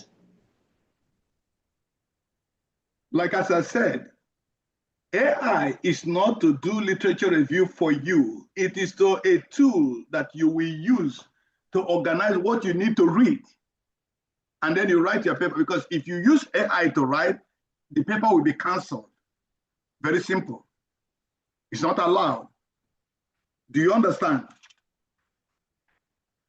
Thank you, sir. Thank you, Professor. So James. I repeat again, underline Yes. this before we close. AI support writing process, but does not replace your critical thinking. You are writing. Do not apply AI to write for you. It cannot. It's not allowed in any university, because the paper will be canceled. Okay. Thank you so very much. We can also take your questions in the chat box. Please drop them there. Drop your questions in the chat box, and we'll assemble them and supply answers as much as we can. This session has actually come to an end, and we are going to go into the next item in the program, and that will be the chairman of the organizing committee for these workshops will address us now. And we are moving over to speech by Professor UC Okoro, who is the chairman for the organizing committee. Don't forget that we can assemble your questions if you put them on the chat box. Okay? Just put them there and we will take them. Thank you.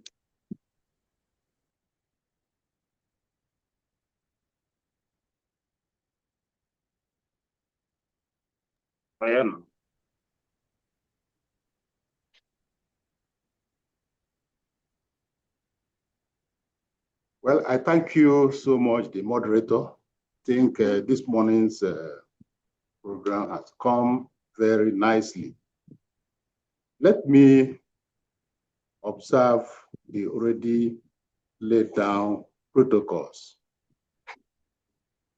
I'll start by congratulating all the postgraduate students who are able to make it to this current edition of the PGC workshops. PGC 601 and 701, and that is research methodology and application of ICT in research, as well as synopsis and research grant writing, are courses that are also taught at the departmental and faculty levels. Please pay attention to all that are taught at these levels. Now, during the interaction just that happened now, people are talking about AI. I want to inform you that at the University of Nigeria and Nsukka, we don't have a department of AI. However, in the Department of Computer Science of the Faculty of Physical Sciences, we have a unit that is dealing squarely on AI. Any information you need on AI, you can go there. We have experts that are domiciled in that department. Now, the importance of these courses and workshops cannot be overstressed. They are to make your work easier and also to make the work of your supervisor easier.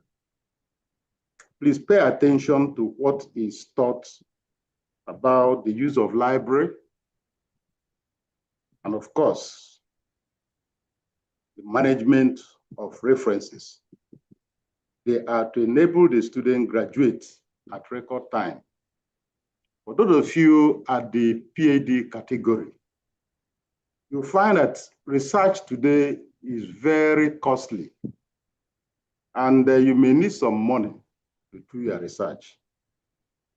If you look at what is presented here with respect to research or grant writing, you will see that you have a tool to also look for funds. You as a PhD student can also write, look for grants, and you will be able to get it. All you need to do is go to your dean of faculty and request for what we call grant register. Don't mind whether it is the current edition or the old edition. If you have the old edition, you'll be able to see certain grant awarding organizations that are there. You will be able to leverage on that, and you can write research grant. And the research grant you write can also aid you. You have money to be able to complete your work. I also want to let you know that the output from our postgraduate students have been instrumental to the strong global visibility this university, as well as the staff of the university, have been enjoying. It is the output from these postgraduate students that enable us have very strong papers we publish. And that is what is making the name of the university to be visible globally. So don't think that what we are doing is, don't think we are just looking for a certificate. It's not. Your contribution is very important, and we regard that very seriously. Now, all workshop lectures are to be made available at the College of Postgraduate Studies website.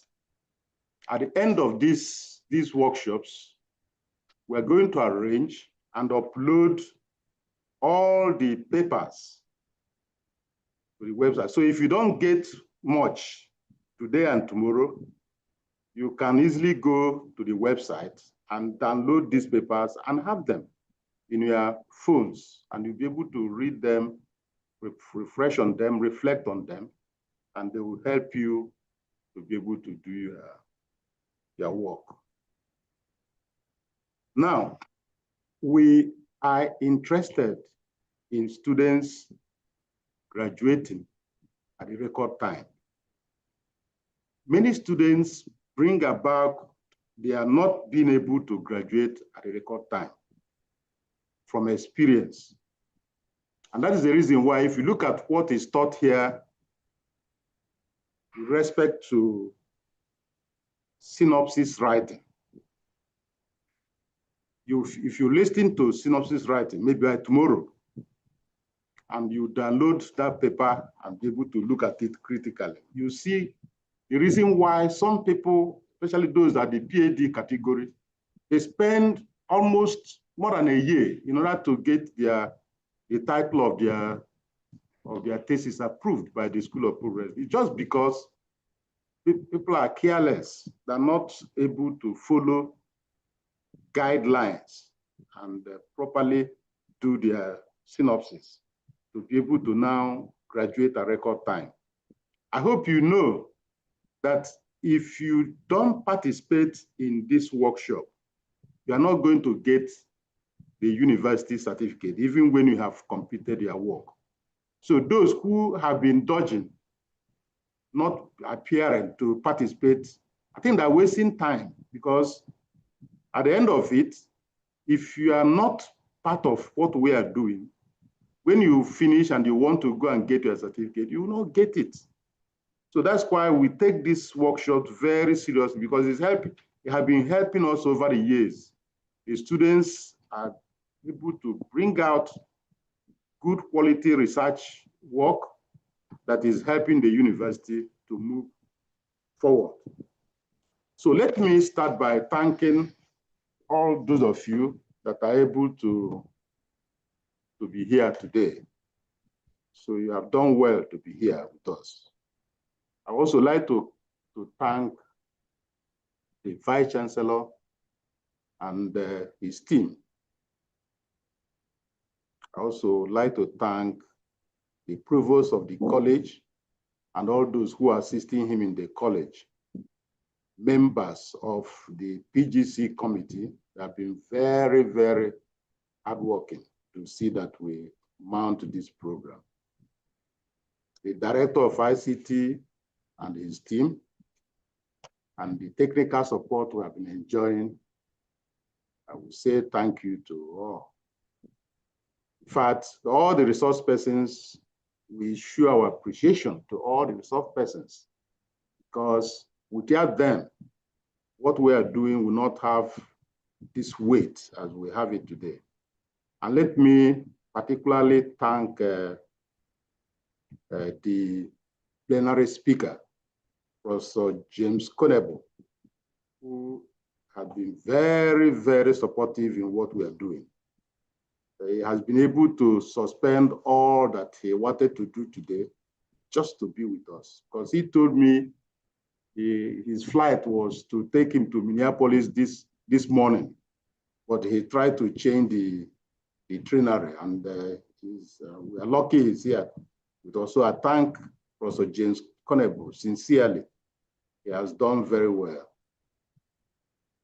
Now, members of the PGC committee, well, you know that the work ahead is still, we keep improving. And maybe in the next edition, we may have new things we bring to board. So I thank all of us, and may God bless all of you. Thank you.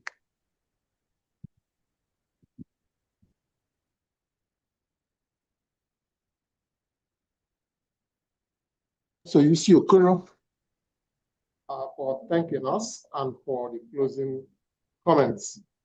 Well, just to let you know that we are rounding off the opening ceremony, and we follow up with the trainings. 2 trainings are slotted. They're not going anywhere, so do not log out. Just hold on. It may be just 1 minute stretch, and then we bring the training, the first session of the training, and then the second one. All of them will happen without anybody leaving this platform. Let's formally conclude this opening ceremony with prayers, just the same way we started. So I'm inviting Professor L.S. Ochiog to lead, I.S. Ochiog to lead in the prayers.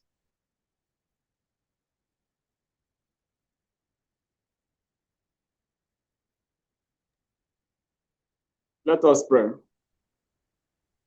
Our Father, we in heaven want to thank you for a successful opening ceremony regarding this PGC 601 and PGC 701 workshop. Want to thank you for an impactful plenary speech and for a speech from the chairman of the committee. Thank you for all you have done to make this opening ceremony a success. Want to hand over the remaining aspect of the program for the day and commit them into thy hand, O Heavenly Father, to keep us guided. Father, we also want to pray for more understanding upon our students so that they will have many things to go home with today. We add this and other merciful things in the name of our Lord Jesus Christ. Amen.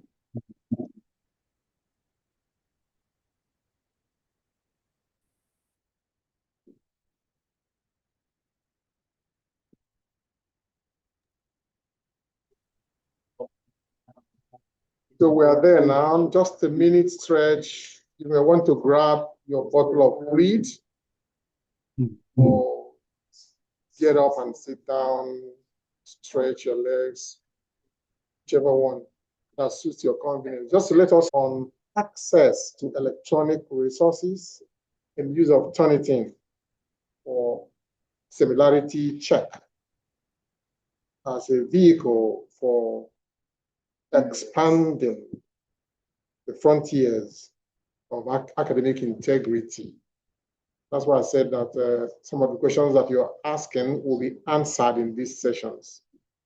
So I've been able to buy 1 minute of time. So we'll say that the break is over now. I'll move over to that training. And our resource person is Professor Manuel Niwaba. All right? No, Professor Scholar Ukwama, and she is on cue for this training. Scholastica, please.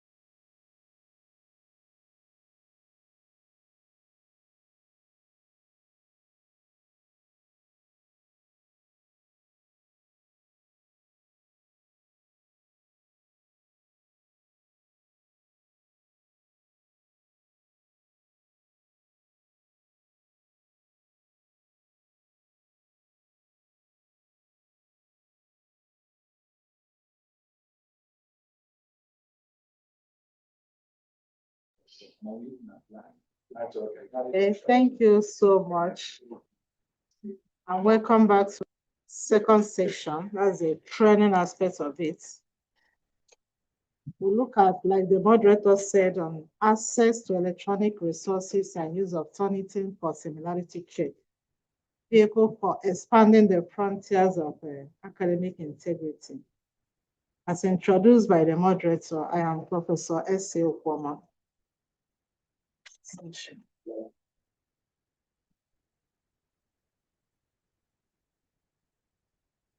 Okay, so I won't waste much time because the Professor Conable really said a lot concerning research, access to resources, and also forming your keywords, because they will really help you to search through the databases.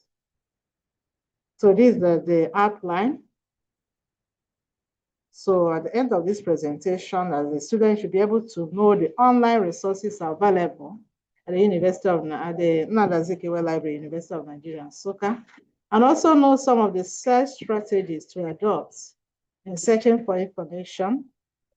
And then we'll also look at Turnitin reports, like mentioned earlier on, and also some of the things you can do to avoid this challenge, because a lot of students face this challenge.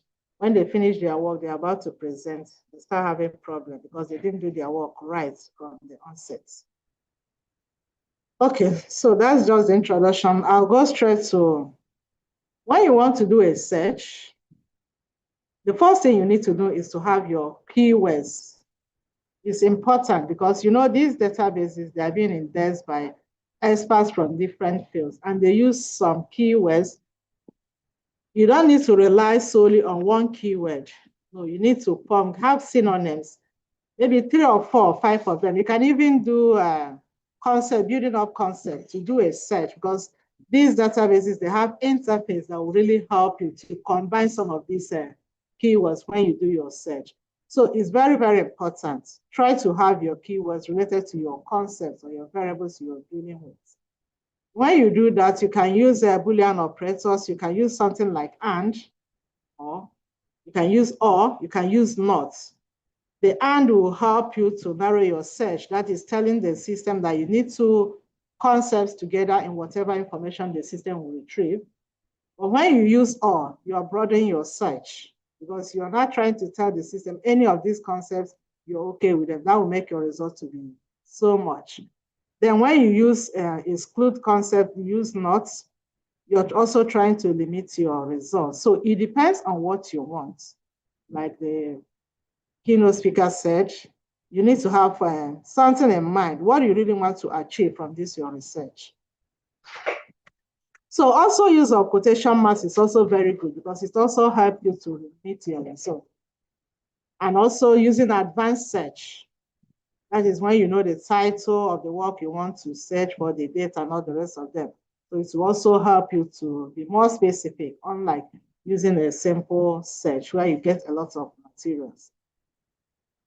So it's also good you choose the appropriate databases or sources that will help you. Don't just go searching through Yahoo, through some of these sites that will not give you peer-reviewed articles. There are so many databases you can use.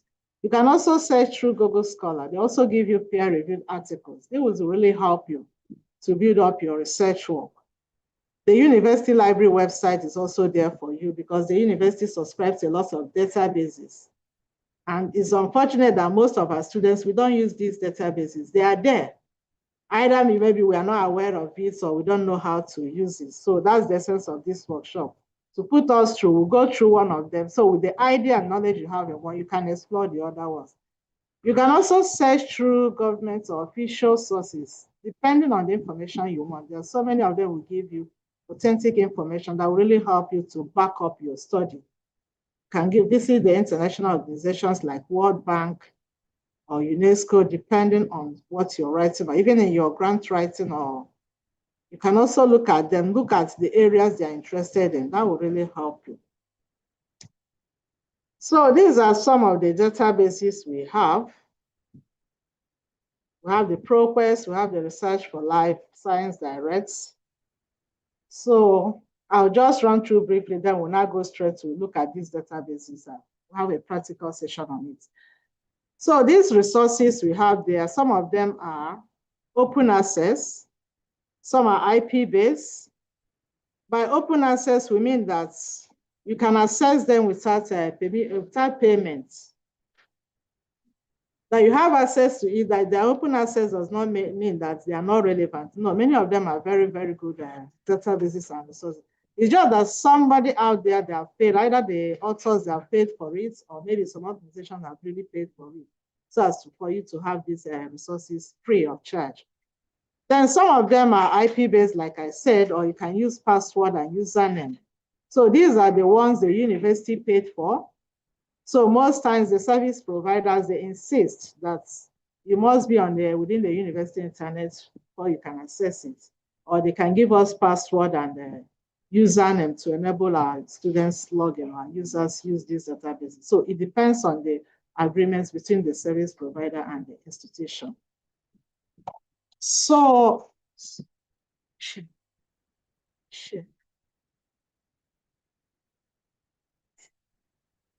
I'll quickly show you how you can log into these databases. Like I said earlier,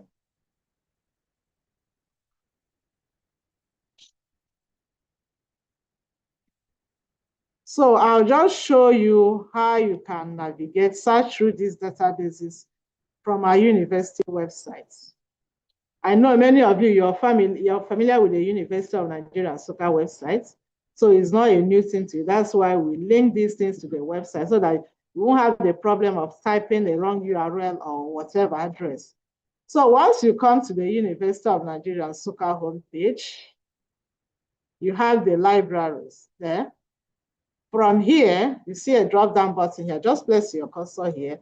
It takes you to online resources. Just click on that online resources. That takes you to the page where we have our databases. So depending on your subject area, you can scroll through, search through any of them, your discipline. Like I said earlier, many of them are open access. Some of them are password-based. You see the information there. So like this is Research for Life, is password-based. If you go to the digital library, you can collect the password, is there. Then this is ProQuest database. This is a general database, both those in the sciences us can use it. So one thing with this ProQuest is when it opens, it should be on this page, and it tells you that access is provided by the University of Nigeria, Nsukka.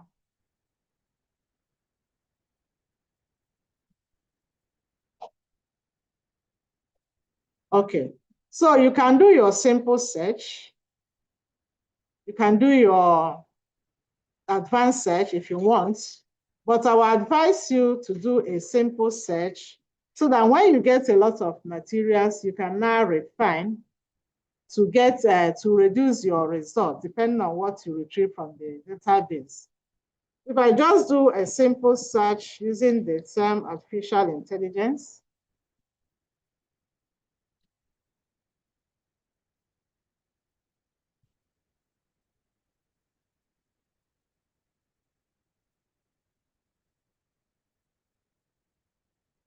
sorry. Okay, so I just click this search here. I just typed it like that. Maybe we'll look at it like this. The results we'll have 626,354 results. If you look at this, it's so much. So to modify these results, you can modify it. Maybe say you want it only from scholarly journals. If you check under source type, that's where you see scholarly journals. When you click on it, you find out that the results will drop. So we have 546,171 results. You can still go on and refine. You can say you want full text or peer reviewed, anyone. Find out that it's dropping. You also can now use dates. Maybe you say last 5 years, you want current articles because this is a very topical issue. So you need recent articles. You can now select last 5 years. That is how you modify or refine your results. So many students, most times when they search, they will tell you they didn't retrieve anything. Either because you didn't use the right word, or maybe you didn't find, because like I said earlier, keywords, they are very, very important. Try to get synonyms. Make sure you don't search with only one term so that you'll be able to retrieve a lot of results. When you now retrieve results, you now compare and then select the ones you want. So another way you can do this search is also, you can put it in a quotation mark, open and close. That's telling the system that these two words must be together in all the results they will retrieve. Because if you check the first one, we'll find retrieve. You find out that if you scroll through, you find out that most of them may be scattered. Artificial, like this one, artificial is here. So likewise, so many of them. But when you have two of them in quotation mark like this, do your search, you find out that it also limits the results you will find. Right now, we have 383 as against 400 and something. So these are ways you can refine your results and get to specific results you want. You can also use subjects. Maybe you don't want it from, you only want artificial intelligence maybe at first machine learning, network or whatever. Just go to subjects. When you click here, if you didn't find the subjects you're looking for, just click on more to still expand. You select the subject area you want. That makes your work easier. So with this knowledge, you can now download. If you want to download the test, just click on PDF, you download, and save wherever you want to save, either your desktop or you save straight to Mendeley, like the next lecture you will have, so that with that, you organize your files, you organize your articles, and it will be easy for you to read whenever you want to use them. So that is about how you can do a search. There are other databases like I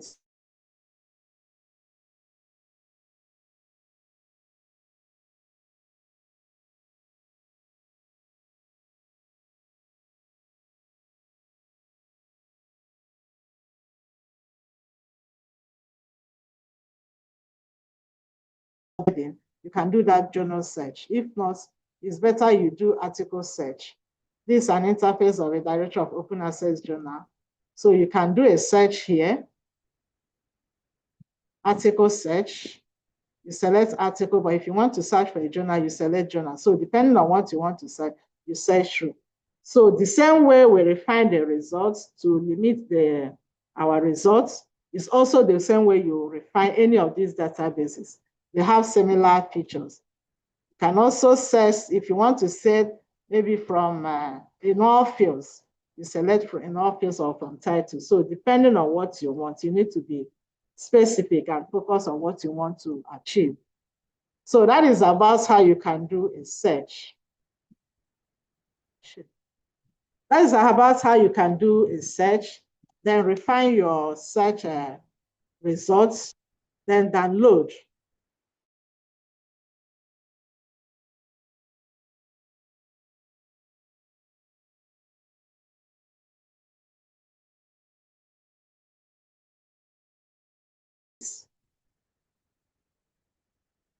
There are still things you can still do.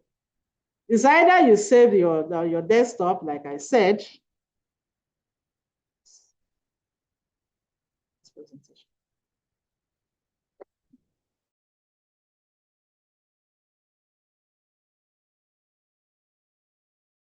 You can even do a maybe copy and paste on a Microsoft Word to keep record of your article. Record of your articles, the articles you downloaded, because that will really help you when you want to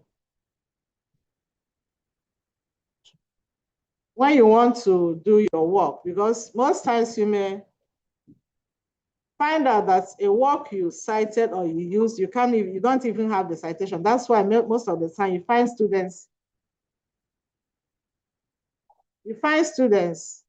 giving wrong citation, which is very, very bad. Okay, so that is the things you're supposed to do. This is a simple search. Why we need to do a simple search? You find out that the first one we did that's very, very fast. We didn't waste much time, but we got a lot of things. But the results we got, they are so broad, and we now modify them to limit the results to help us get the relevant information we need. So we can search by the title of the journal. We can also search through the library catalog or Google Scholar. The way we search through these databases, we can also search through that way in Google Scholar. Just type your concepts or the terms you want to use and click on search. Google Scholar will retrieve a lot of articles for you, peer-reviewed articles. So this is a screenshot of how you can modify your results, which we did a few minutes ago. So like we said, we can modify by date of publication, by the subject, or even the publication types. So this will really help us to get the results we want that will help us to do our work. So in advanced search, you can also do advanced search. There you need to specify exactly what you want. Maybe the terms, the journal title, the year. When you provide all these details, the system will search through. If that article is within that database, it will pick up exactly that article. You won't have any other one, just because you've given the system all the details that we need to retrieve the information for you. So that is how you do your search. There are other ways you can also do your search when you're doing your literature review, because literature review, I know, is where the whole work lies, is the bulk of the work in your research work. You can do a systematic search. You search through a database. This one is more a little bit scientific, but it's very easy. If you're doing, especially for those of you in the social sciences or education, that way you can now claim that you have done a thorough literature search. When you search through maybe one or two databases, like that ProQuest we use, you can also search through Emerald database or Science Direct, depending on your area. So that when you bring out your keywords, you have itemized your keywords, like maybe something, let's say, for instance, you're talking of COVID-19, you need to talk of maybe the virus, talk of coronavirus, and all the rest of them. When you have all these search terms, you now use them differently to search. so that the results you get from them will help you to pick relevant or materials that you need.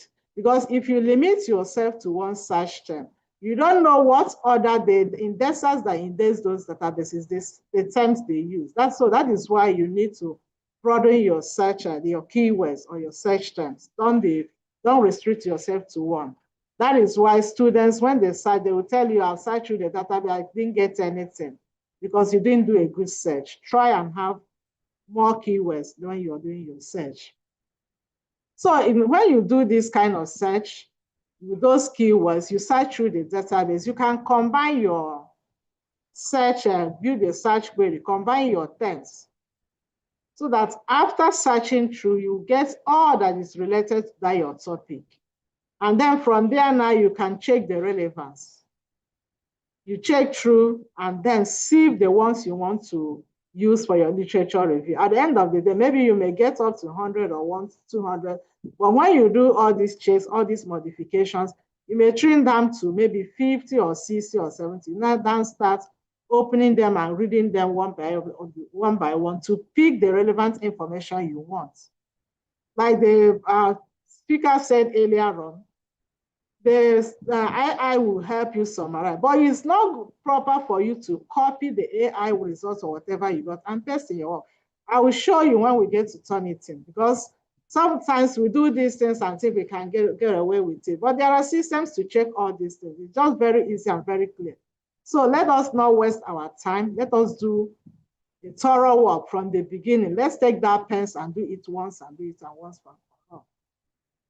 So when you do this search and then you now start reviewing, at the end of your review, you can stand and say, yes, based on the literature search you have done within these databases, these are the information. Nobody has done, maybe no work in that particular area. So that when you make that your claim, you can justify it because you have done a thorough work. You've done a literature search and using the appropriate keywords and search strategies to use, you have arrived at these results. And then you can now continue your work saying that you have really done a thorough search. So another way we can also get more materials is following a thread, that's snowballing. This is very, very good. Like that article we opened that time. If you read this, the work is very, very good. All you need to do is to maybe go to the reference section. When you go to the references, that's the researcher use. Pick some of the references here, right? Because when you're reading through the work, you also point out some works the researcher cited that are also very good. You pick the references. Take time, go to the websites or to the database, search for the references. Don't just copy and paste and say are cited in Njoku 2010 or are cited in. Get the work itself, read it. You get more fast than that person use. It's very, very good to use it that way. But most students, most times we are too lazy to go extra mile. All you need to do is copy it the way that researcher uses it and paste in your own work. You're not really helping yourself. Make effort, read more. Get that reference. It will help you, even lead you to other important information resources. That's where you find out that you build a lot of literature. Instead of relying on one or two articles to write a whole project, at the end of the day, you check your similarity, you'll be having 50, 60, and that creates a problem. But when you have enough literature, all you need to do is just pick the important information you need, put them in your own words, and then package your literature review. You're done with your work. When you check your similarity at the end, you'll be surprised you'll be having 15, 18. So many students come with that. But when you don't do a thorough work, I bet you when you come, you will start from 60. The next thing, how do I paraphrase? How do I bring it down? And that creates a lot of problems, which you don't like to experience. Okay, so like I said, when you want to improve your search, these are some of the things you need to do. You can also use truncation. That's you have the root word, then with so many endings. Instead of typing all of them, you just use asterisk, type the root word and use asterisk to take care of all the other endings. Then at the end of the day, you take the ones you want. Also the phrase section using quotation mark, open and close. It limits the search also. And then white cats, taking care of irregular, that's British and American spelling. So these are some of the strategies you need to adopt to help you retrieve results at the end of the day. Don't claim that there's no literature, there's no material for you to write your projects. At the end of the day, you keep on committing error. Your research matters a lot. It's not only within University of Nigeria, Nsukka. And when you also finish your project, we'll publish it, we'll upload it, to our repository, we'll archive it there. People outside the world access this your project. So try and do it very well. You don't know where it will take you tomorrow. So when you have downloaded, these are some of the ways you can organize your documents. You can, maybe if you want to read and make notes immediately, you're free. You can save on your desktop. You can also use a reference manager, Zotero or Mendeley. Mendeley most times, because you can use it offline and online. So most times it's better for you to use Mendeley. Download it and save it. And it helps you so that even when you are citing in your work, you cite straight from it. It makes your work very easy and good for you. So you can also have a screenshot of those resources for you to make reference, maybe when you want to cite them. So these are some of the good tips you can use. You can read this slide when you get it. So many of them that will really help you. And don't form the habits of copy and paste. Don't be a lazy student. It's not a good practice because these online or soft copy resources we are now downloading is, instead of helping us, I think it's making us to be lazy. Most times, instead of a student to read, you find out that a student will copy and paste. It doesn't make sense because somebody will read that work. And when the person reads it and find out what you're doing, just to throw it back at you, to start from the beginning. So if you can read online, you read. If you can print, you make time, print and read it. Criticize the work, get the important things and put them in your own work so that at the end of the day, you'll be heard in your work, not other authors. According to this, according to that, you find out that you fill your work with ideas from other authors without even having your own opinion expressed in your work.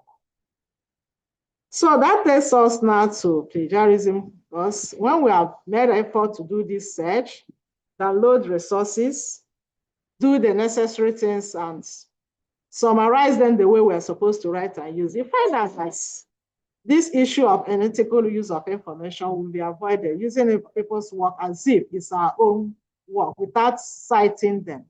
It's not, when we use other people's work, we need to acknowledge them. We need to give credit to the authors. But when we fail to do this, you find out that we are plagiarizing, we are using people's work, we are cheating.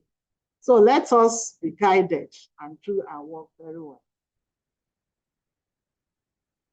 So to develop a good writing practice or to avoid plagiarism, we need to learn how to cite properly and correctly. When you're doing a direct, not when you're doing a direct quotation, then when you're paraphrasing, and when you're summarizing. When you're doing a direct quotation, you need to provide the detail, even the page where you got that direct quotation. Most times, like the writing style you're using, you need to put it, depending on the number of lines you copied, you need to put it in italicized, then put the page at the end of it. So you cite properly. When you do these things, you find out that your work will come out fine. Like I said, avoid copy and paste. It's not a good writing practice. Then ensure you reference all ideas you got from a book or internet or from any source. Put the source. When you put the source, you continue. If you want to air your own view after that, no problem, you're free to do that. But don't just take other people's work and pretend that it's your own idea. Your lecturers will find out because when they read it, they know what you can write, what you can present to them at this stage, what maybe from other sources.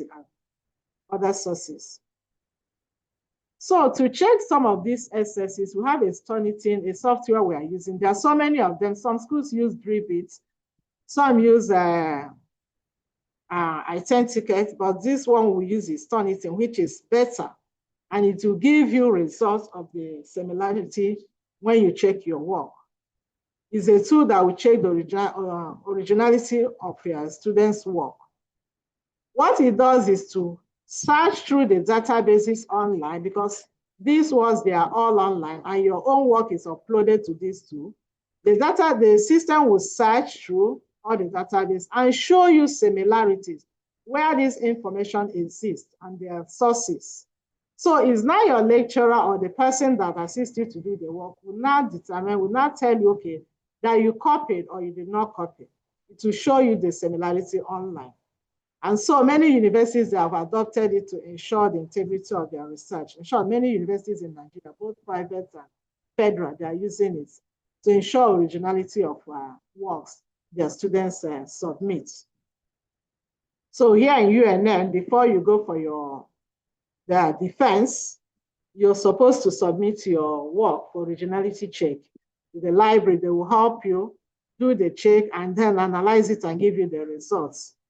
If you are lucky, your results is within the threshold. I think master's is 20 or 25. Okay, 25. So lucky you. Some schools do 20, PhD 15. So that is why you need to start early to do it, because if you avoid it early, if you cite properly, you won't have these issues. Like this example we have here, you find out what that student did. Some you just be changing words. It doesn't make sense. If you want to cite directly, you cite directly. But if you want to summarize, you summarize and then acknowledge the source.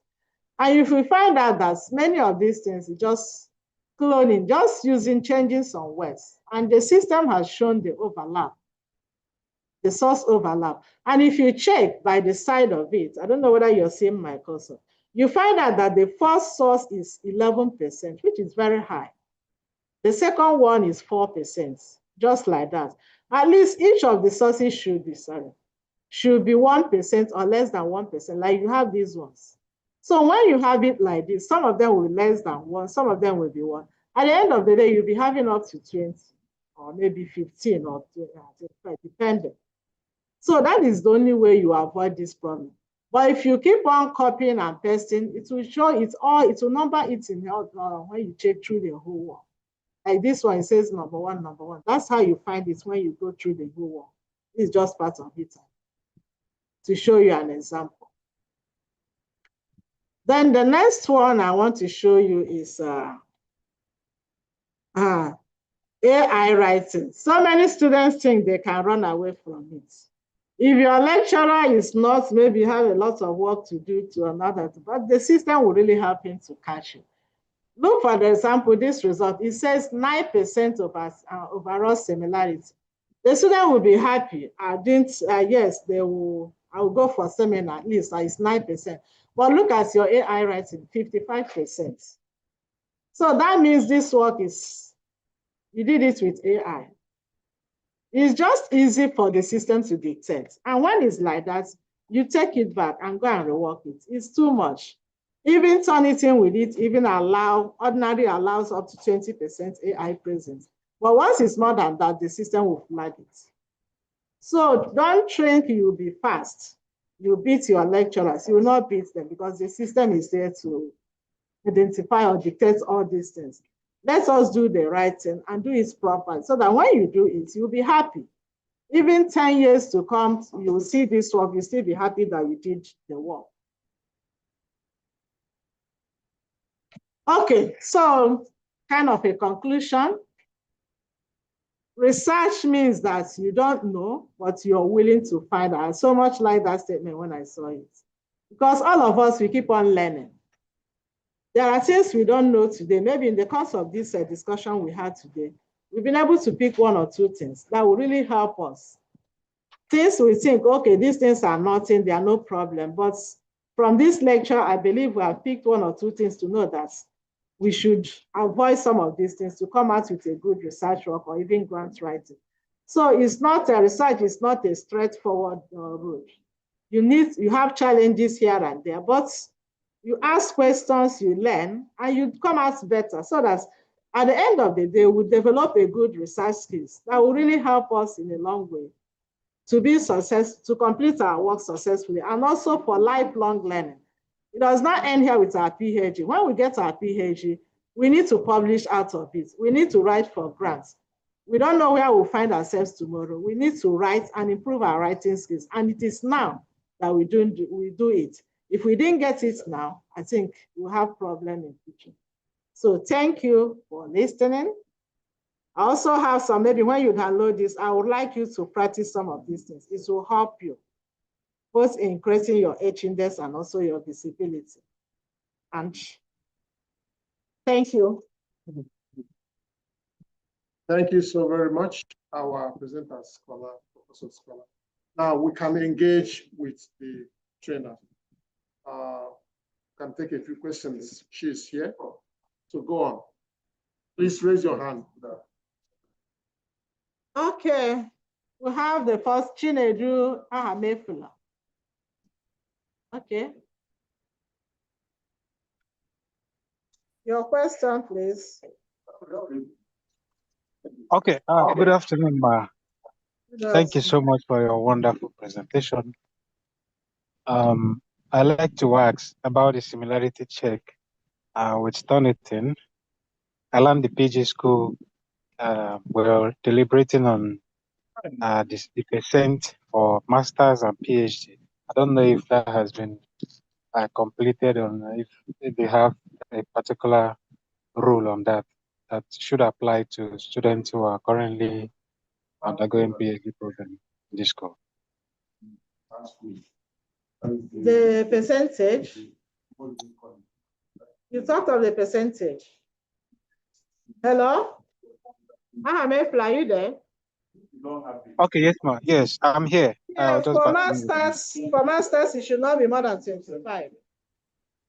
And for PhD, it should not be more than 20.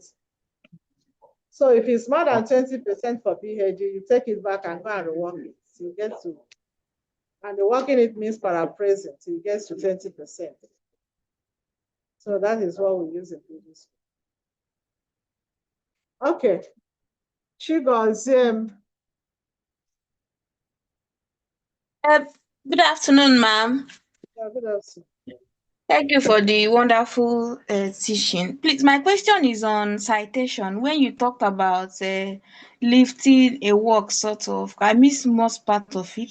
Where you're like in text citation, if I want to cite a work, where you're talking about summarization and is it that somebody can just lift an idea from a work and just quote it like that verbatim, please? I talked of paraphrasing, summarizing, and direct quotation. For writing, paraphrasing and summarizing is better. Unless you're talking of theory, when you want to use a theory in your work, you can use direct quotation because you need to present that theory as it is before you start critiquing. So quoting, most students, they find they are in that habit of everything, they quote everything, direct quotation. Most times it's better you paraphrase. Just get the idea so that your voice will be heard in your work. You understand what I'm saying? Yeah. Yes. So, but there are some cases you need that direct quotation. Like when you're presenting a theory, you don't need to paraphrase that theory. Present the theory as it is before you start critiquing and now giving your own. All right, thank you. You're welcome. So Samuel Atama. Your question, Samuel? Yes, sir. Thank you, Ma, for the wonderful and impactful presentation, Ma. Please, I would like you to intimate us more on assessing some of these databases that is available at the University of Nigeria, like the ProQuest and the DOAJ. So how do we get access to the passcode? And I also want to know if one can access it from any part of the world, or you must be within the campus in order to access it. Thank you, ma'am. Okay, thank you. The only one you will be in the campus to access is just ProQuest because it's IP-based. Directory of Open Access Journal, you can access it anywhere you are. Then Science Direct, you can access it, but you need to have your university email address because when you log in, they will ask you to select your institution. When you select UNN, you need to log in your email. You need to enter your email, and then they will send a link to that your email for you to enter and access Science Direct. So many of them, you can access it anywhere you are. You don't need to come to UNN. It's only ProQuest that is IP-based. Okay. Okay, thank you very much. Yeah, Nnenna.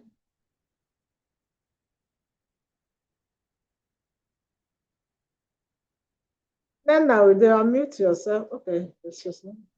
Okay, thank you, ma'am, for the lecture. Thank you, ma'am, for the lecture. Please, I want to clarify concerning using Turnitin to check plagiarism. Is this something we can do on our own and maybe log in and use? Or is this, you mentioned that we have to go to the library for that?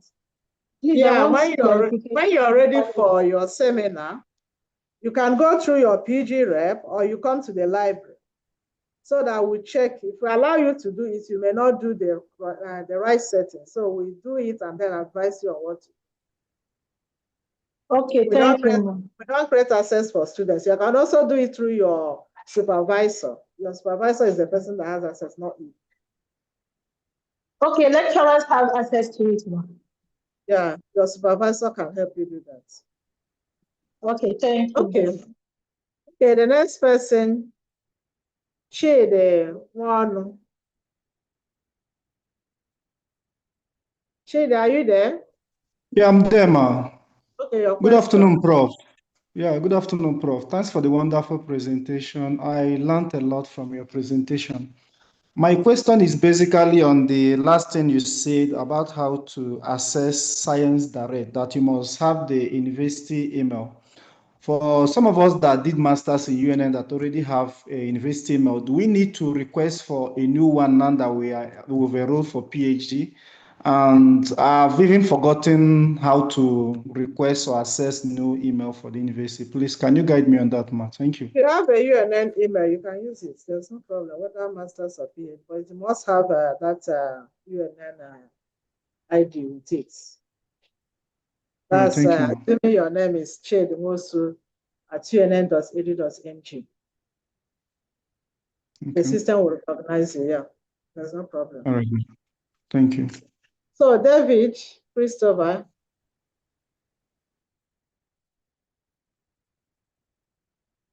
Good afternoon, ma'am. Hello, ma'am. Good afternoon, ma'am. Yeah, welcome. Go ahead with your question, please.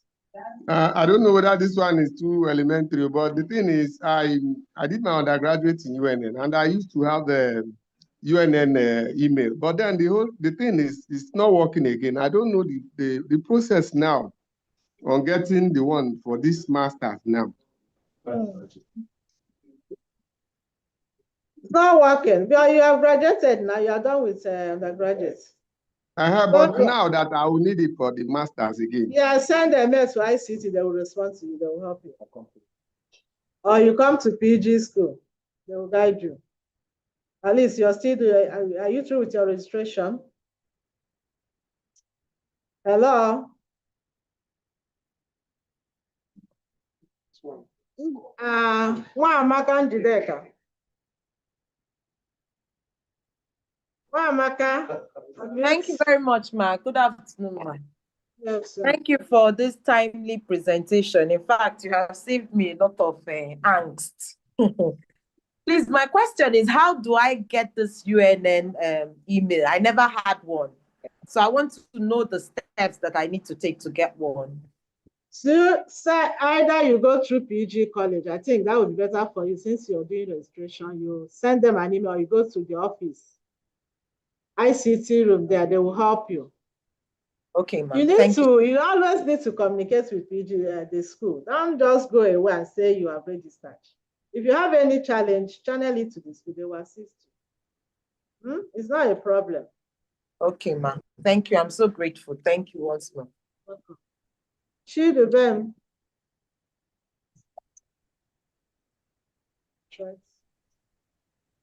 Okay. Thank you very much, ma'am. Thank you Okay, for the be presentation. fast, please. Be fast with your question. Okay, ma'am. I don't know whether it has been asked, but in the course of our program for PhD, sometimes we are asked to publish. So I don't know whether we can be able to access this Turnitin using maybe the university mail or something. Why, to check for plagiarism, for publication and all of that. I said you can go, your lecturer, your supervisor can assist you. Your supervisor will assist you if you have such issue, or your PG rep. Okay. Okay. Before you come to the library, yes. Inyam, are you there? The question, I think the last should be Okay, Noella should be the last person. Inyam, are you there? Yes, I'm here. Good afternoon, Prof.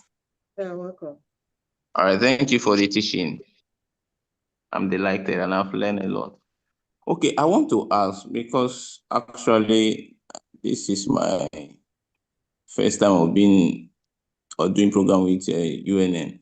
This email of a thing that they are talking about, I don't know if it is our own personal email that we use in It's applying not for the. your personal email. They will give you, like I told you, yes, we said the school. Okay. The college, sorry. Okay. You can send a request. There's an email address there on the website. Okay. info.pgcollege. You send a request. Okay. You understand? Channel your, help you get the email address. All right, As a thank you. student, to have it.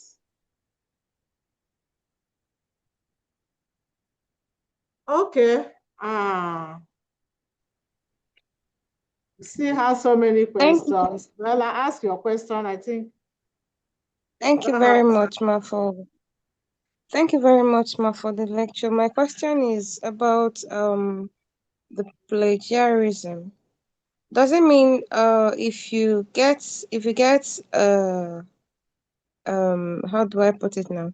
If you're able to get a work cited by someone, in order for you to impute it into your own work, you have to paraphrase it and still cite the person, or you have to just copy it verbatim as the person did and put it to your own work? If you copy it verbatim and put it, are you doing a writing or you're just copying work and person? You know, this is your research you're doing. Yes, ma'am. You need to read it, read the work you're citing, pick the important information. That's summarize. Or you paraphrase. Don't just copy another person. If you copy another person's work and put inside your research work, at the end of the day, is it your work or other people's works that you have? So please try and do the right thing. Research is just reading what others have done and then building on it. It's not just copying what others have done, put it together and submit. Because at the end of the day, you've not contributed anything. Okay, ma. So the thing there is, I will have, if I should get someone's work, I will have to read through it thoroughly, then use my own sentence and as well cite the person. Good. Yeah. Okay. Because that's Thank where you you very got the much. knowledge from his work, not from your own. Okay, ma. Thank. Okay. So thank you. Thank you so much for your time. You can also, maybe if you have other questions, my email is there. You can send me an email. I will respond. So thank you. I wish you luck in your academic journey and success, and also for you to complete within the record time. Thanks a lot.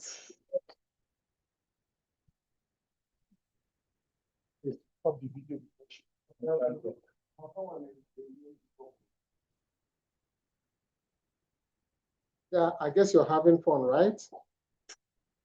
The American says that time runs when you're having fun. And then the American frog says that time is fun when you're having frogs. Okay. Oh, sorry, that time is fun when you're having flies. Yeah, the other one says time flies when you're having fun. And then the other one says, no, time is fun when you're having flies. I don't know which one you're having, but whichever way, just have fun. You've been told that information that you want to get from the college should go to info.pgcollege@unn.edu.ng. info.pgcollege@unn.edu.ng.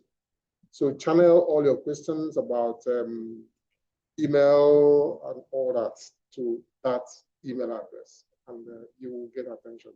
Thank you very much. We are going to the next session of training. Here we'll be looking at reference management, working with Mendeley, and the resource person is here already. I think I was too hasty to mention him earlier, but now I'm right by saying that it is time to bring Professor Emmanuel Ikwaba. Please, let's welcome him. Thank you.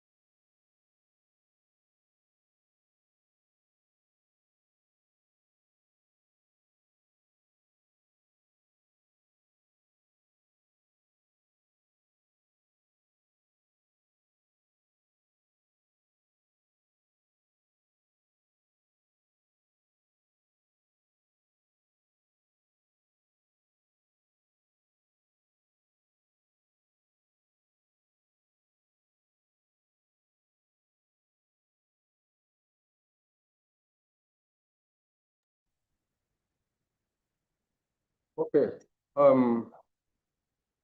Good day, students and listeners.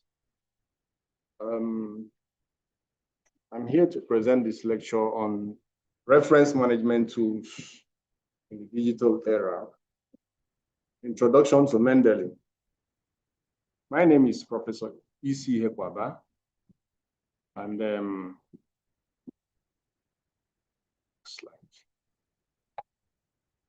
what we are going to discuss in this lecture are these, as you can see on your screen. We're going to tell you what referencing is, why it matters, and we're going to introduce you to what Mendeley is, then what it is today, currently. Then we're going to show you how you can create your Mendeley desktop accounts, how you can download the application, configure it, build your library, manage your documents, and of course, do your citations and reference lists. So the goal and objective of this lecture that we intend to make you understand what referencing is all about. In doing this, we also want to achieve the knowledge about Mendeley as an electronic reference manager. And of course, we want to see you use Mendeley confidently. Slides. Before I go on, this lecture is going to be in two points. We're going to use 2 points to get at you with this lecture. One is going to be just like normal lecture. Then we are going to show you practically how you can do it. For now, we are looking at telling you what you need to know about referencing. So what is referencing? Referencing is the practice of acknowledging the sources of information or ideas that you use in your work. Your work could be your essay, your research papers, theses, your presentations. And you know, at this level, you are no longer writing an essay about your family, where you are supposed to, where you say things the way you feel. At this level, you're supposed to cite authorities that have done things that are related to what you are doing or similar to what you are doing. Now, when talking about referencing, there are things that are involved. First thing that you have to know is what we call in-text citation. In-text citation. When you're talking about in-text citation, you're talking about the citations you do inside the work that you are writing. So it has to do with the author that you are citing or the source that you are citing to give what you are doing credibility. I will still talk about this, but let's go on. Then when we talk about the reference lists, we're talking about what comes at the end of the work. Kind of a compilation of all the in-text citations which appeared inside the work that you are doing. Now, the things that this referencing can do for you is that it can enable verification of what your claims are and while giving credits to whom credit is due. Now, you can't take someone's work and treat it as if it is your own.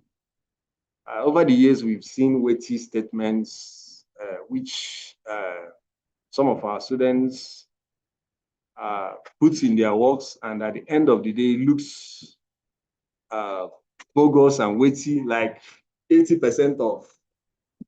How did you get about 80% of Nigerians are this? 90% of our students do this. How did you get down to that? Without a empirical finding or citing someone that has done studies that gives credibility, makes your claim verifiable. You see, so you have to know that citation and referencing citations is enable verification and credibility. Now, you also have to know that you can do referencing either manually or electronically, which is why we are here now. We want to show you how you can do it electronically. So, now, going further to tell you why referencing matters. Like I said earlier, it gives credibility, signals rigorous, trustworthy scholarship, supports your claims, anchors arguments on evidence. Like I will always say, this is an institution where you tell us that this is like this, then you have to prove to us why it is like that. Then referencing enables you to build on knowledge that is related to what you are doing. There's no place that you say that knowledge ends. knowledge is continuing. So it also enables academic integrity. It helps meet institutional and ethical standards globally. Then legal responsibility. It enables you to give respect to intellectual property of others. Then it also enables you to avoid plagiarism. This you do by giving credits and also protecting your own integrity. So, and it also leads to you situating your work, what I call context, situating your work within the field that you are writing on. You can't be writing on magnets and you are citing things on poetry. So when we are looking at things that maybe theses that have been written in engineering, and when we go to the reference list, we are seeing citations that come from theater arts. How do you discuss that? How do you convince someone that you did the right thing? So referencing also enables further research. It helps people to build on what you have done. It also brings about consistency and enables you to fully recognize citation styles. Okay, so you can't be doing Vancouver and along the line you are doing APA 6th edition, then mix it up with APA 7th edition. So you have to be consistent when referencing. Then reflection, it encourages critical use of sources. Next slide. Now, like I said, there's a reason why we are here. We want to introduce you to electronic referencing. What is Mendeley? What is this Mendeley? Mendeley is a free reference manager used to manage, read, annotate, cite, and share your research papers. So in managing, you can use Mendeley to store and organize all your research papers in one searchable library. You can also use it to annotate, that's highlights and comment on PDFs that you already have in your library. Keep notes in the built library that you have in your Mendeley desktop. Then also, of course, while you're building your library, you're also preparing it for your citations. So now, before we go further, let's take you on a journey on how this reference manager has traveled all the way down to today. Mendeley started sometime in 2008. It was founded in London, built by 30 researchers, graduates, and developers, backed by former executives of Skype, Last.fm, and Warner Music, and others. In 2013, it was acquired by Elsevier. In 2020, a new cloud-first app, Mendeley Reference Manager, was launched. In 2022, the desktop era winds down, and we move to the cyberspace platform. Slide. Now, there are things you can do with Mendeley, a lot.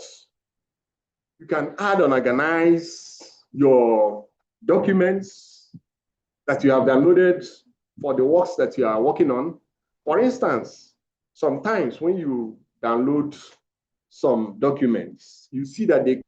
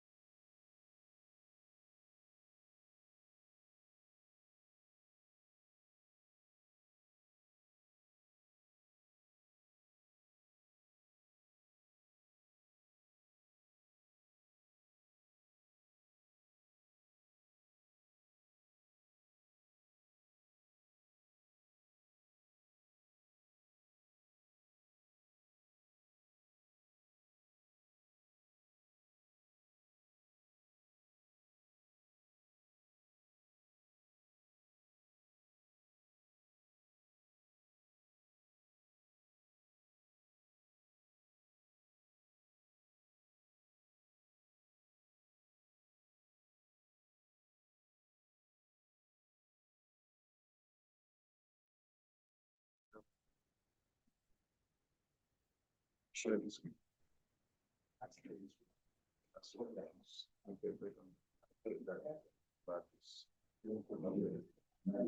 Okay.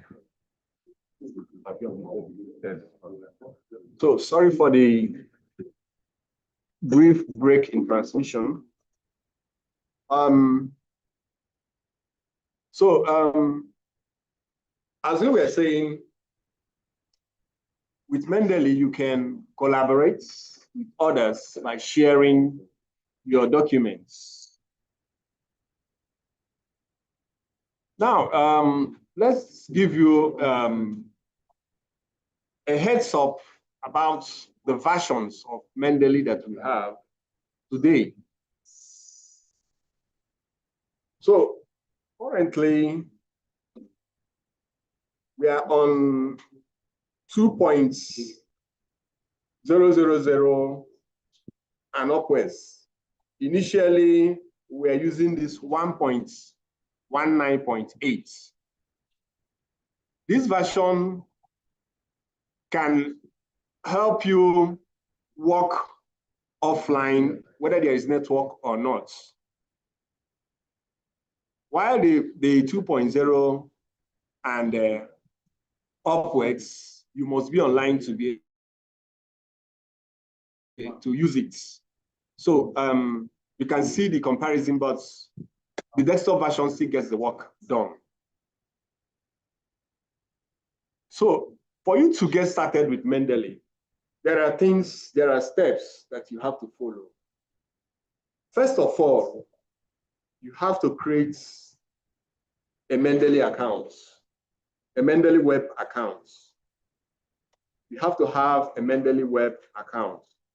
So when you're talking about Mendeley web account, it means going to www.mendeley.com to create the account.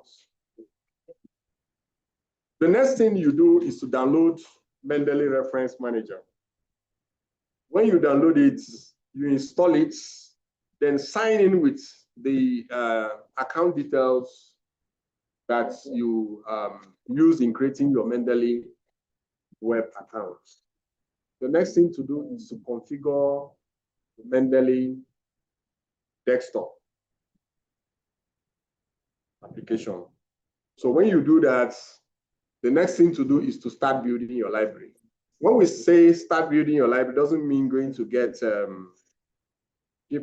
site and start building. What we mean is building in your documents into folders that depict what you are doing, like the different works that you are doing. If you're writing an article, if you're writing your thesis or project, whatever you are doing, you can build libraries and put the documents that you're going to use, write those papers. Then, of course, the library you have built is for your citations and your bibliography. So these are critical steps in the workflow. So like I was saying, about creating a Mendeley web account. The things that you need is an email address, your first and last name, a secure password, your field of study, your academic status, like are you a postgraduate student, are you a lecturer, your current institution. So these are the information that you need to create your Mendeley web account. Then, like I said about downloading the Mendeley reference manager, you go to www.mendeley.com, you see the place where you will download the reference manager. Then, of course, when you install it, depends on what operating system that you are using. It could be Windows, it could be Mac OS, it could be Android, it could be Linux, whatever this thing you are using, Mendeley runs on all these platforms. So you save the download, log in, and start the configuration. Now, there are two things that you need to configure, but one is a must. One, you can forgo one. That one is what we call the Mendeley site, the Microsoft Word. This links your Mendeley to your Microsoft Word. You know, where you process your document is Microsoft Word, especially in this part of the world, most times. So in doing this, you have to install the Mendeley site.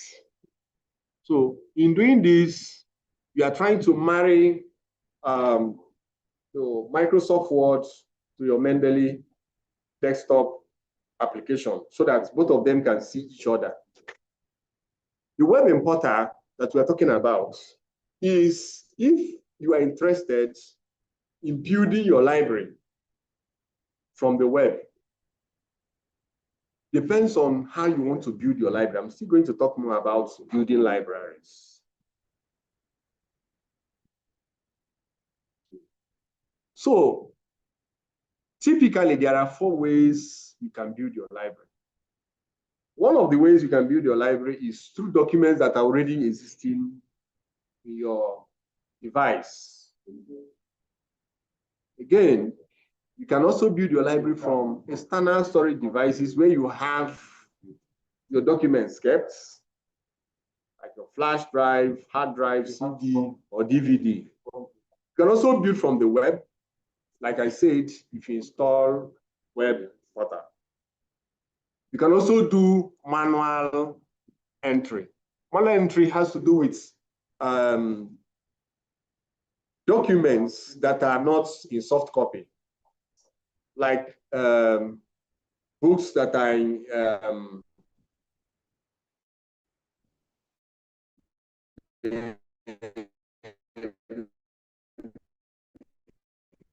these books that they sell in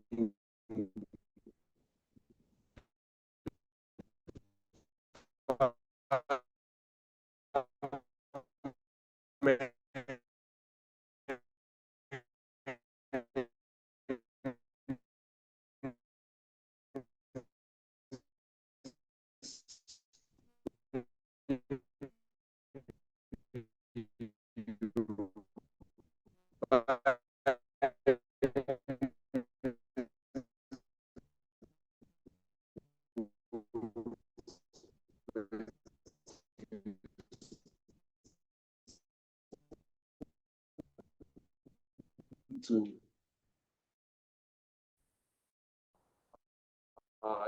cite them so you can enter them manually.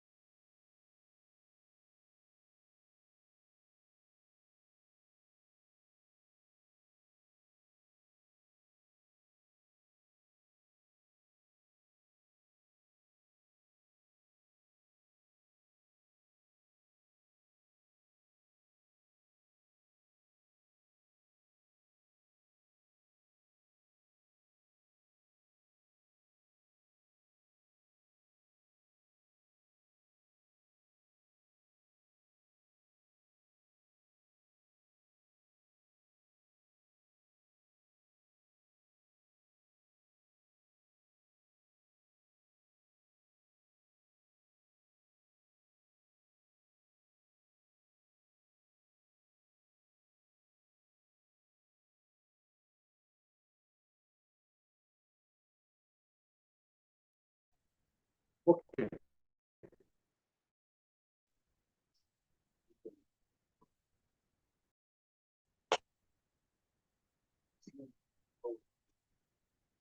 Okay, so of course, you can insert citations when you have built your library, and this you do if you have installed the Mendeley site, like I said, which marries your Mendeley to your Word documents. So what do? You place your cursor where the citation should appear. At this point, I have to tell you one thing you have to know, and one thing I learned from Mendeley.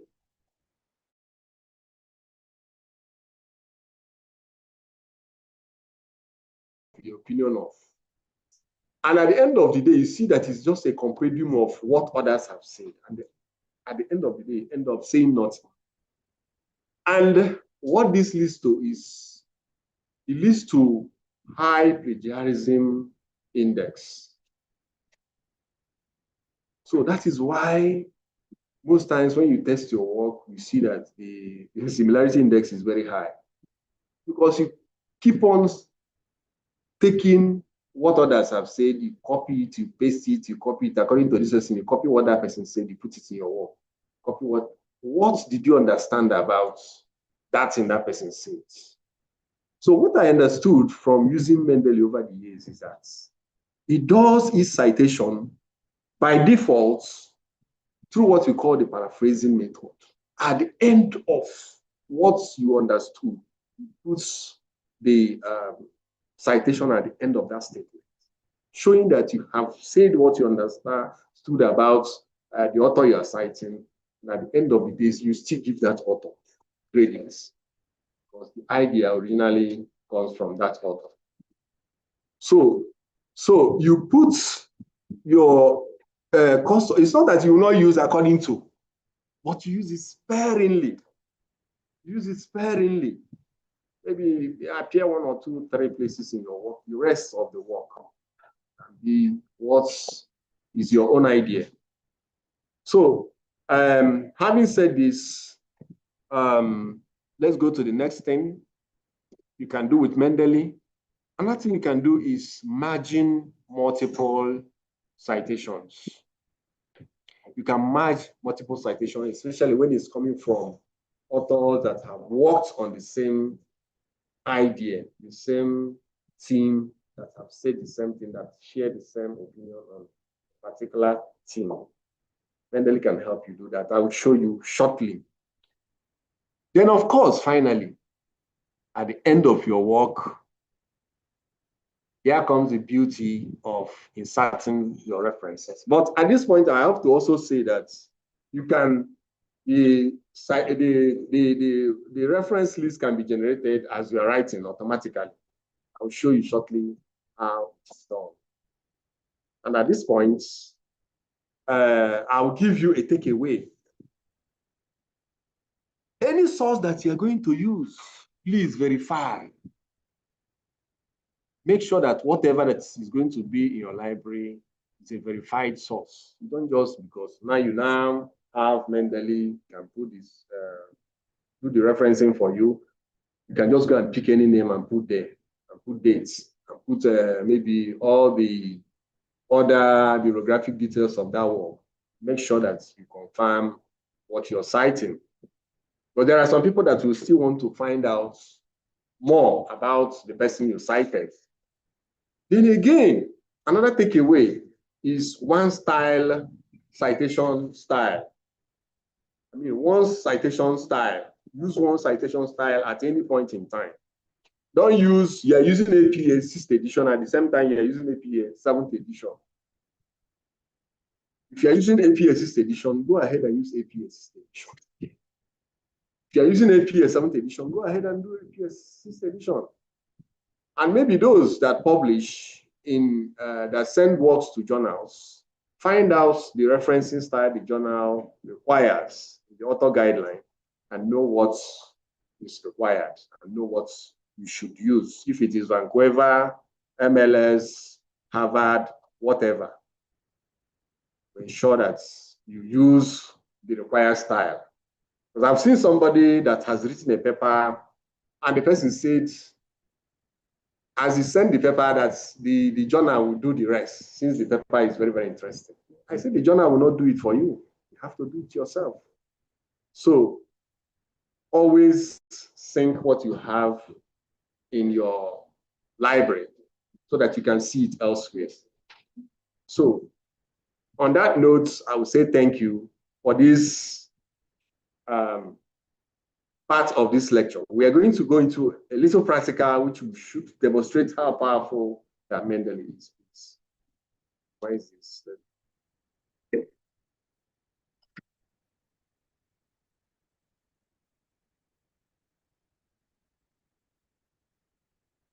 Oh, yes.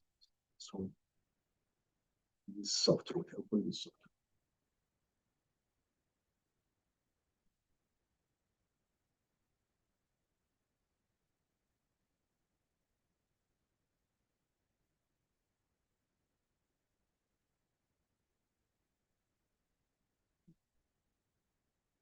Okay, looking here, you can see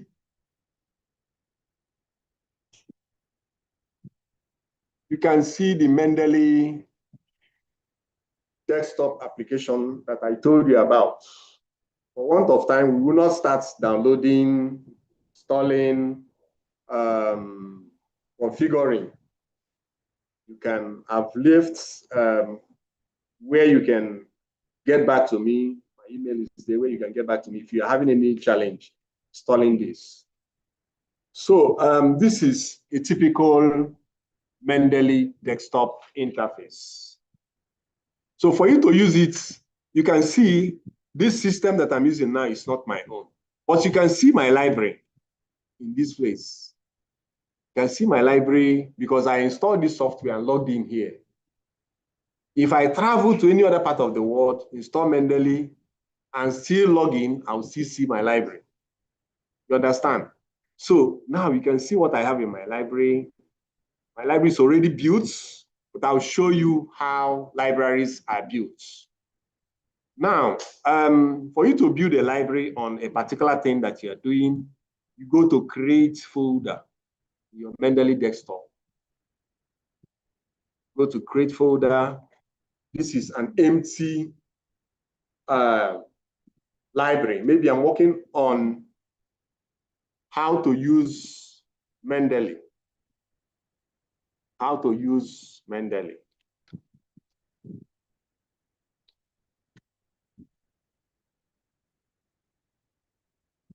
And I click outside. Then I will, to build this library, like I said, there are 4 ways you can do it. Either you have to use the materials that are existing, that you downloaded in your computer system, or the materials that you already have in an external storage device, or the materials that you build manually through materials that are not in soft copy, or you can build it through web importer, which you can download directly to Mendeley from the web. So this system now, we can download one material so that you can see. Let me go and download one material now. Let's go to unn.edu.ng so that you can see practically how we can do this.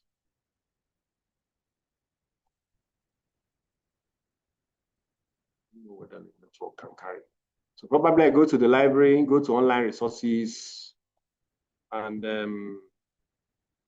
let me use one of these databases to get the material. Let me use the watch. So maybe I search for something on artificial intelligence, which is trending now. Sorry.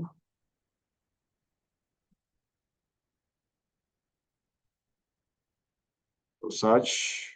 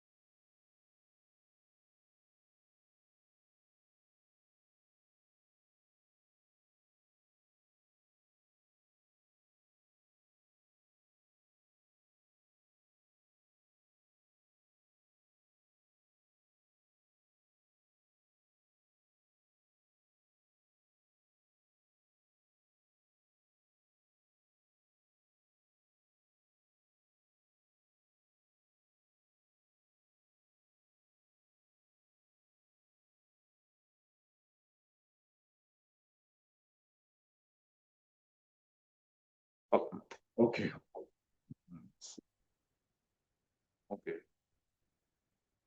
Okay. Okay. Sorry for the break in transmission again. Now, remember, we're still on the practical aspects. This is because of what the network is doing. We want to start with an already built library. So this, as you can see here, these are the things I have in my library. These are some of the things I've worked on using this particular account. So, for instance, we can work with this Alice thesis. Alice thesis. So let us go to this paper, this sample paper, so that you can see how we can actually use Mendeley to do citation. So, like I said, while I was discussing with you, I said you have to place your cursor where you want your citation to appear. Like you've made your statement and you already know who you're going to cite. So you place your cursor where you want to place this, the in-text citation. Then, where is the home key?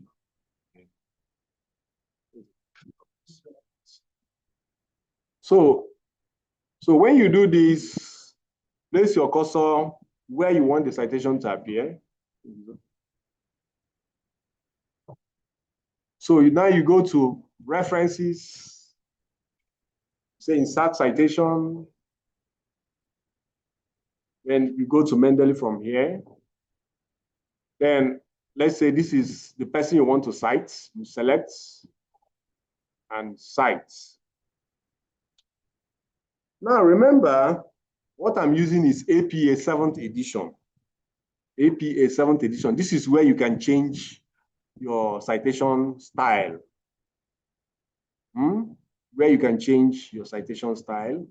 You can see different citation styles. You have Chicago, IEEE, MLA, and others. So for now, I'm using APA 6th edition. So I have just inserted the citation. So now, if you want to put all the citations and then add the bibliography later, you can do that. But I prefer writing why the reference list is added automatically. So what do?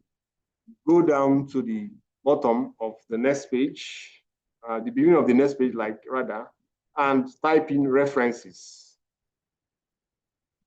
Then you say enter, backspace, then say insert bibliography. It inserts the bibliography, then you continue your writing, continue what you're writing. So like I said, the writing style here is as said by, in the opinion of, Mendeley can also enable, with Mendeley, you can still write in that format. So let me show you how you can do that. If you want to use that in the opinion of, as expressed by, you understand?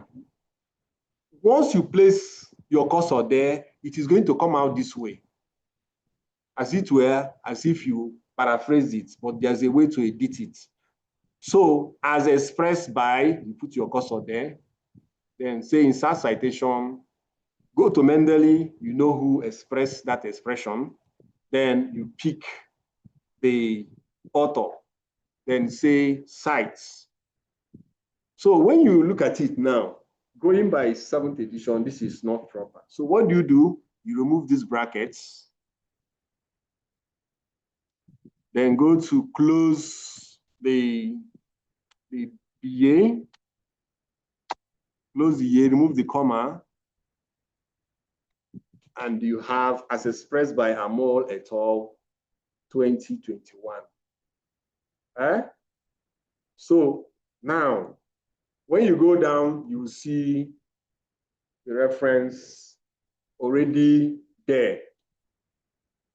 Like I said, you can prefer to finish the in-text citation, then click on insert bibliography.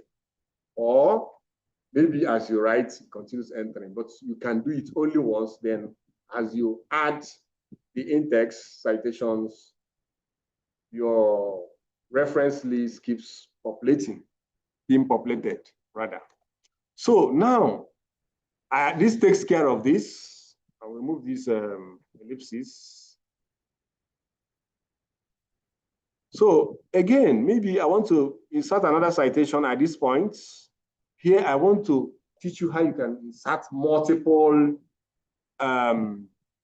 authors or multiple sources. So insert citation, go to Mendeley, and I know that these authors say the same thing because I've read this work and I've already noted them down. So this guy, this person, and this person say the same thing. So I say cites.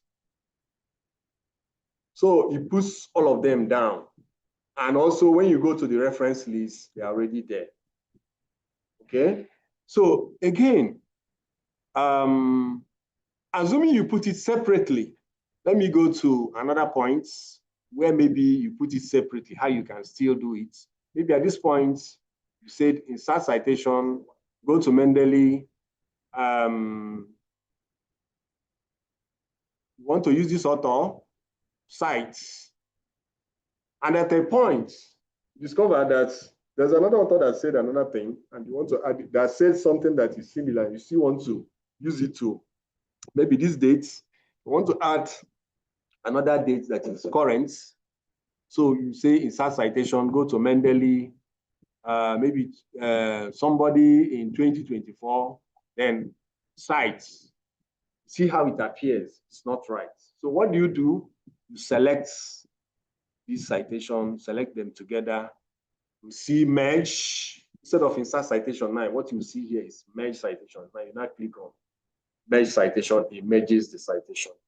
While doing all these in-text citations, your reference list is growing. See how seamless this is. So this is how practically you can use Mendeley to do your work without stress. So at this point, I will end this lecture and leave room for questions. Thank you.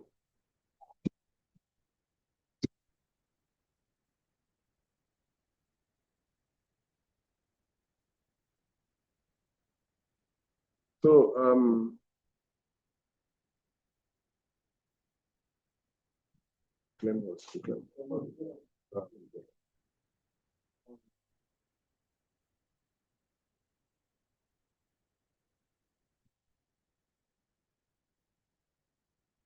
so start with the first person. I raise his hand. The one meet him. Hello, the one. You can Yes, go ahead. All right. Good afternoon, sir. Good afternoon. Thanks for the wonderful lecture, Mendeley. This was a nice opener. In fact, I did masters at the University of Nigeria, Nsukka, but all my master's research project, I didn't use Mendeley because I didn't properly understand it. So now I understand how better Mendeley can make our referencing very effortlessly and easy. But I don't know whether it is network that cut me off from the major important aspect of the lecture on Mendeley, and that is how to link your Mendeley to your Microsoft Word. I didn't get that aspect. I don't know whether it is network that cut me off, or maybe you didn't practically demonstrate that. And two, can this Mendeley work automated? Is it that you must manually do it? Because what I'm saying is that materials you download, the file name won't be written the name of the publisher or the article.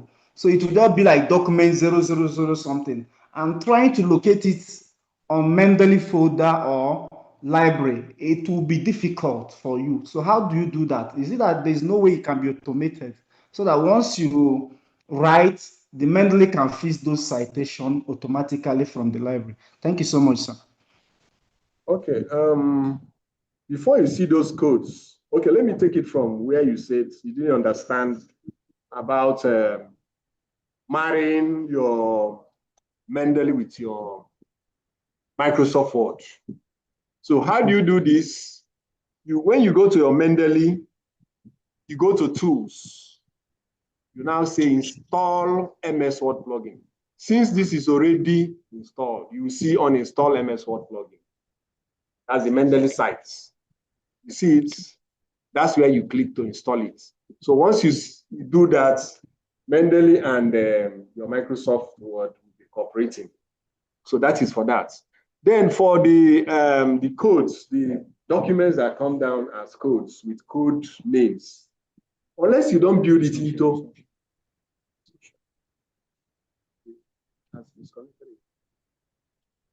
So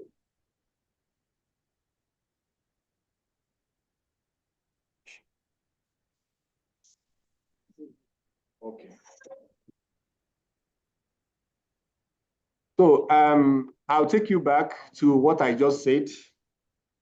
Like I said, your first question was how you can marry your Mendeley and Microsoft Word. What you do is you go to Tools and say Install MS Word plugin. Very, very simple. Once you do that, the Microsoft Word and Mendeley will be seeing each other. Okay, so that's how you do that. Then for the downloaded documents that come down as codes, once you build it into your Mendeley, the codes will now change to the normal metadata which you can understand. The names, in the English form that you can understand, the article, the way it was uploaded.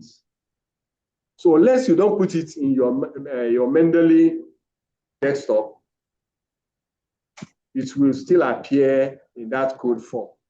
But once it enters your Mendeley library, it will not appear as. Probably you don't know how to do that. But for you to do that, you go to Mendeley. Maybe this is a library you want to build in a work. Go to File, see Add Files. Once you click there, it will ask you, where are the files? Where are the files? Maybe this is the file. Maybe this is the file. You select it. Once you click on it, it goes into your Mendeley desktop manager. That is how it does. But as you're looking at it in the downloads or in the document, it will appear as codes. But once you build it into your Mendeley, it will appear as normal documents. I hope that answers your question. Yes, sir.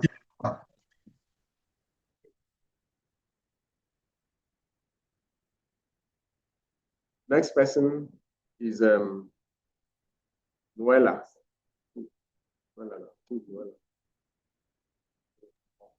Okay. Thank you very much, bro, for the lecture. My question is about the styles, the upper style, 6th edition and 7th edition. Which of the styles is best used for research methodology in terms of referencing for both masters and PhD? And secondly, a work or maybe a journal that is cited by 7 or 10 authors, how do you tend to arrange it in the order of upper style, 6th edition or 7th edition? Okay.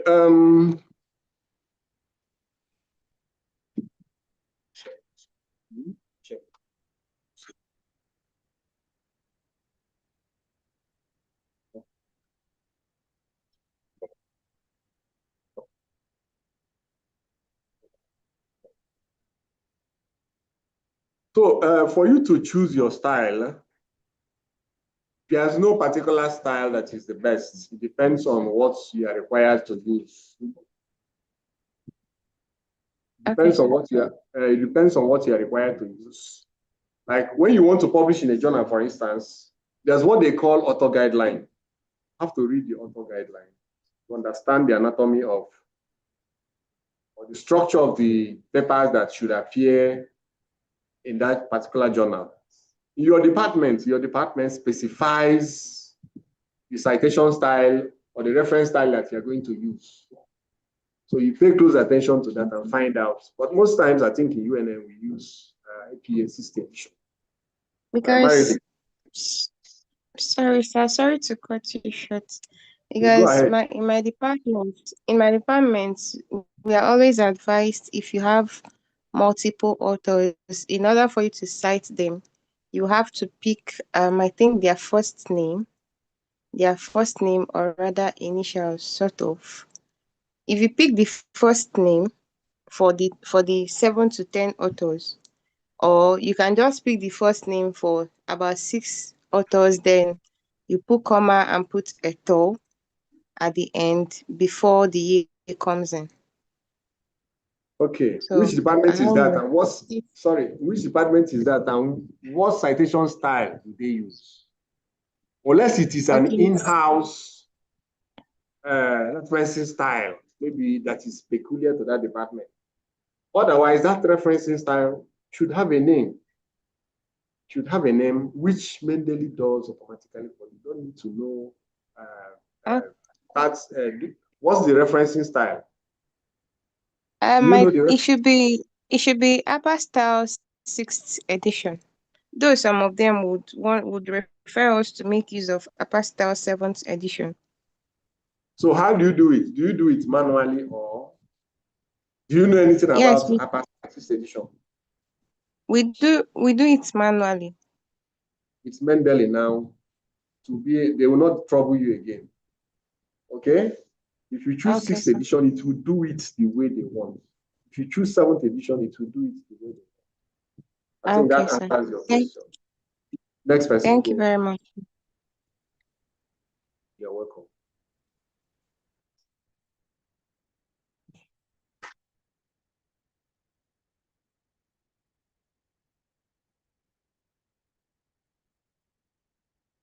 So next person.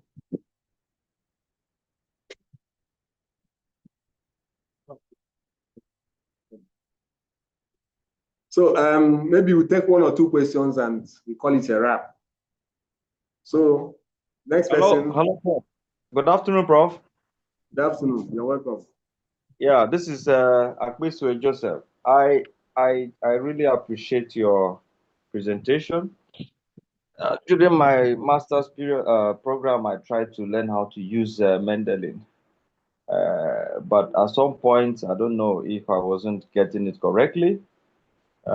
This section has also exposed me to how I can use it. I will keep trying, and if I can't, I will keep referring to you from time to time to see how you can assist. But then what I observe sometimes, I don't know how to maneuver is sometimes when you try to upload the PDF file, maybe to your Mendeley library, you will notice at some point that some works may not have author's name, or it may not carry the name of the journal or so. In those cases, or in such a scenario, what are we expected to do? Is there a way we can manually take this down? And if it is, how do we go about it? That's my first question. Okay, there's an option for you to update the bibliography, that the information that is in your source, or the author that you want to use, maybe the missing information.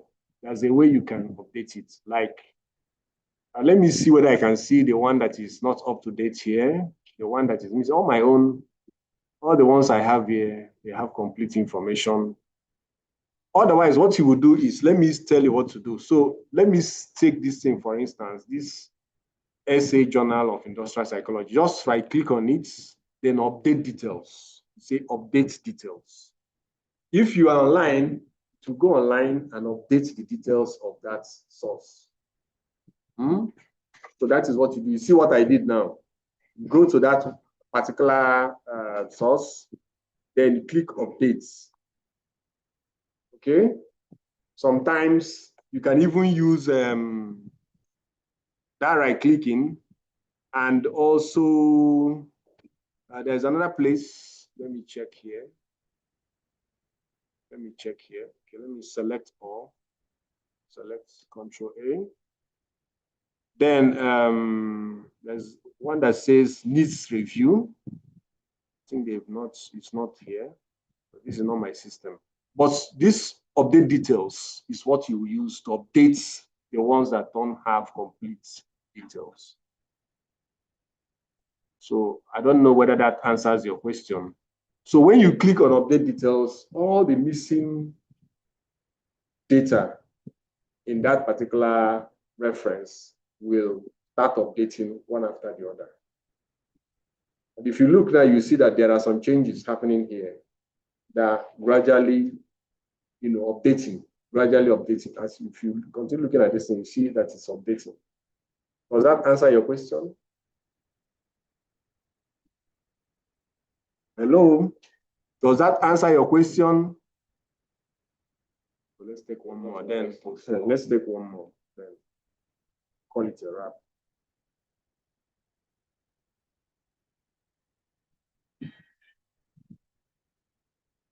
Kelechi. Okay, thank you so much. Yes, thank you so much, Prof, for your wonderful section. It's quite impactful. I have a question to ask. In that, when you link your Medley, the Mendeley app to that of your Word document, does it mean that all the icons that you need to work with will reflect in the title page of that Word document?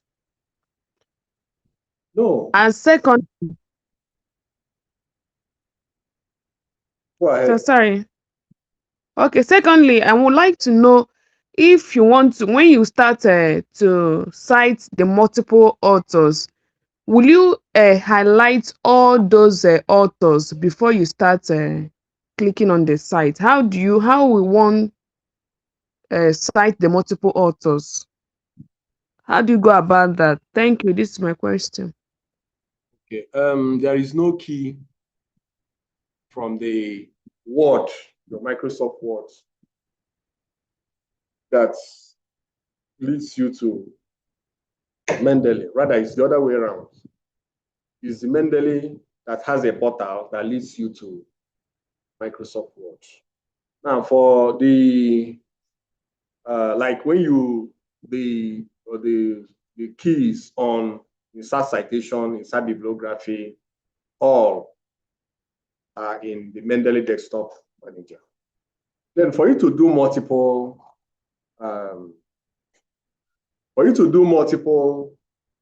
author in-text citation, I'll show you briefly how you can do it again. So, like, this is where I want to, let me take you to a point where we can do that. Let me just take you to any points. Let me take you to this point now. And I say I want to insert citation here. At this point now, I want to insert citation. I go to click insert citation. When you look at what I've done now, you see that it has brought out the portal that will lead me to Microsoft Word. So you click go to Mendeley. The portal that will lead me to Mendeley. So I click there, then select the authors that I want. Maybe I want this person, I want this person, I want this person. These are the people I want. Sorry, let me start again. Select this author, this author. I can jump to the next one, These are the people I want to cite. So you can see I've selected them. Then I say cite.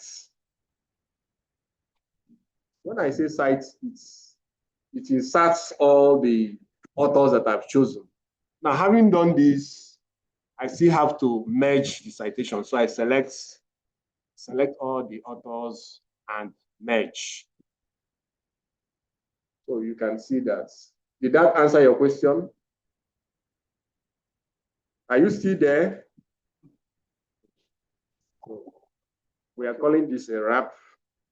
Thank you so much.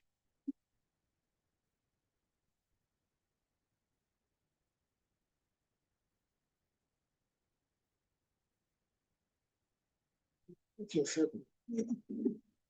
you.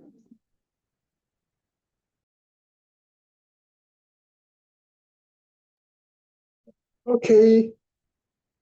I guess it's been a wonderful training session with the reference management tools using Mendeley. Thank you so very much. We are coming to the end of today's training, and we've been able to manage time so very well, even though we didn't start in time, but we're able to make it up. So let's give you an idea of what tomorrow will be like. Tomorrow, all the groups will meet at the same time.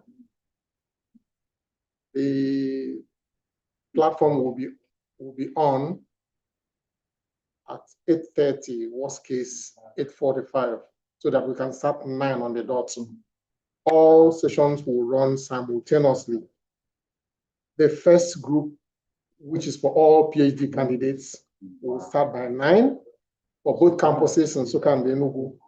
And at 9, we'll start with research grant writing. Okay, and then we'll follow up with publishing in impact factor rated journals. We'll take a short break and we'll end that group with synopsis writing. You have the appropriate link to this, so use the link. For our group A in the master's degree students series, we will start all of us at the same time at 9 o'clock.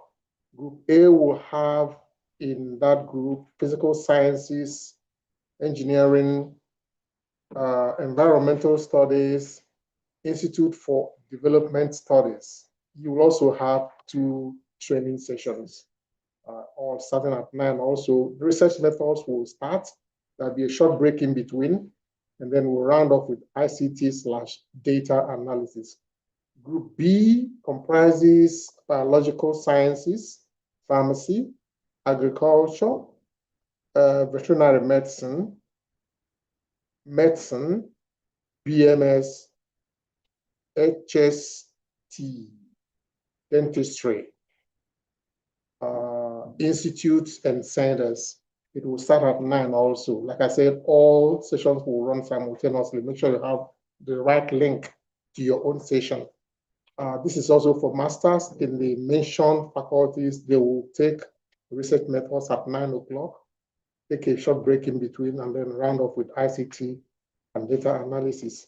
Same applies for Group C, where we have education, vocational and technical education, arts, social sciences, Institute of African Studies, business administration, law, and maritime studies. So that's what we have for you tomorrow. Ensure that you are there at the right time. Don't forget that attendance counts. So don't you ever miss any. I'd like to thank you so very much. On behalf of the PGC Planning Committee and the workshop committee, and on behalf of the provost for College of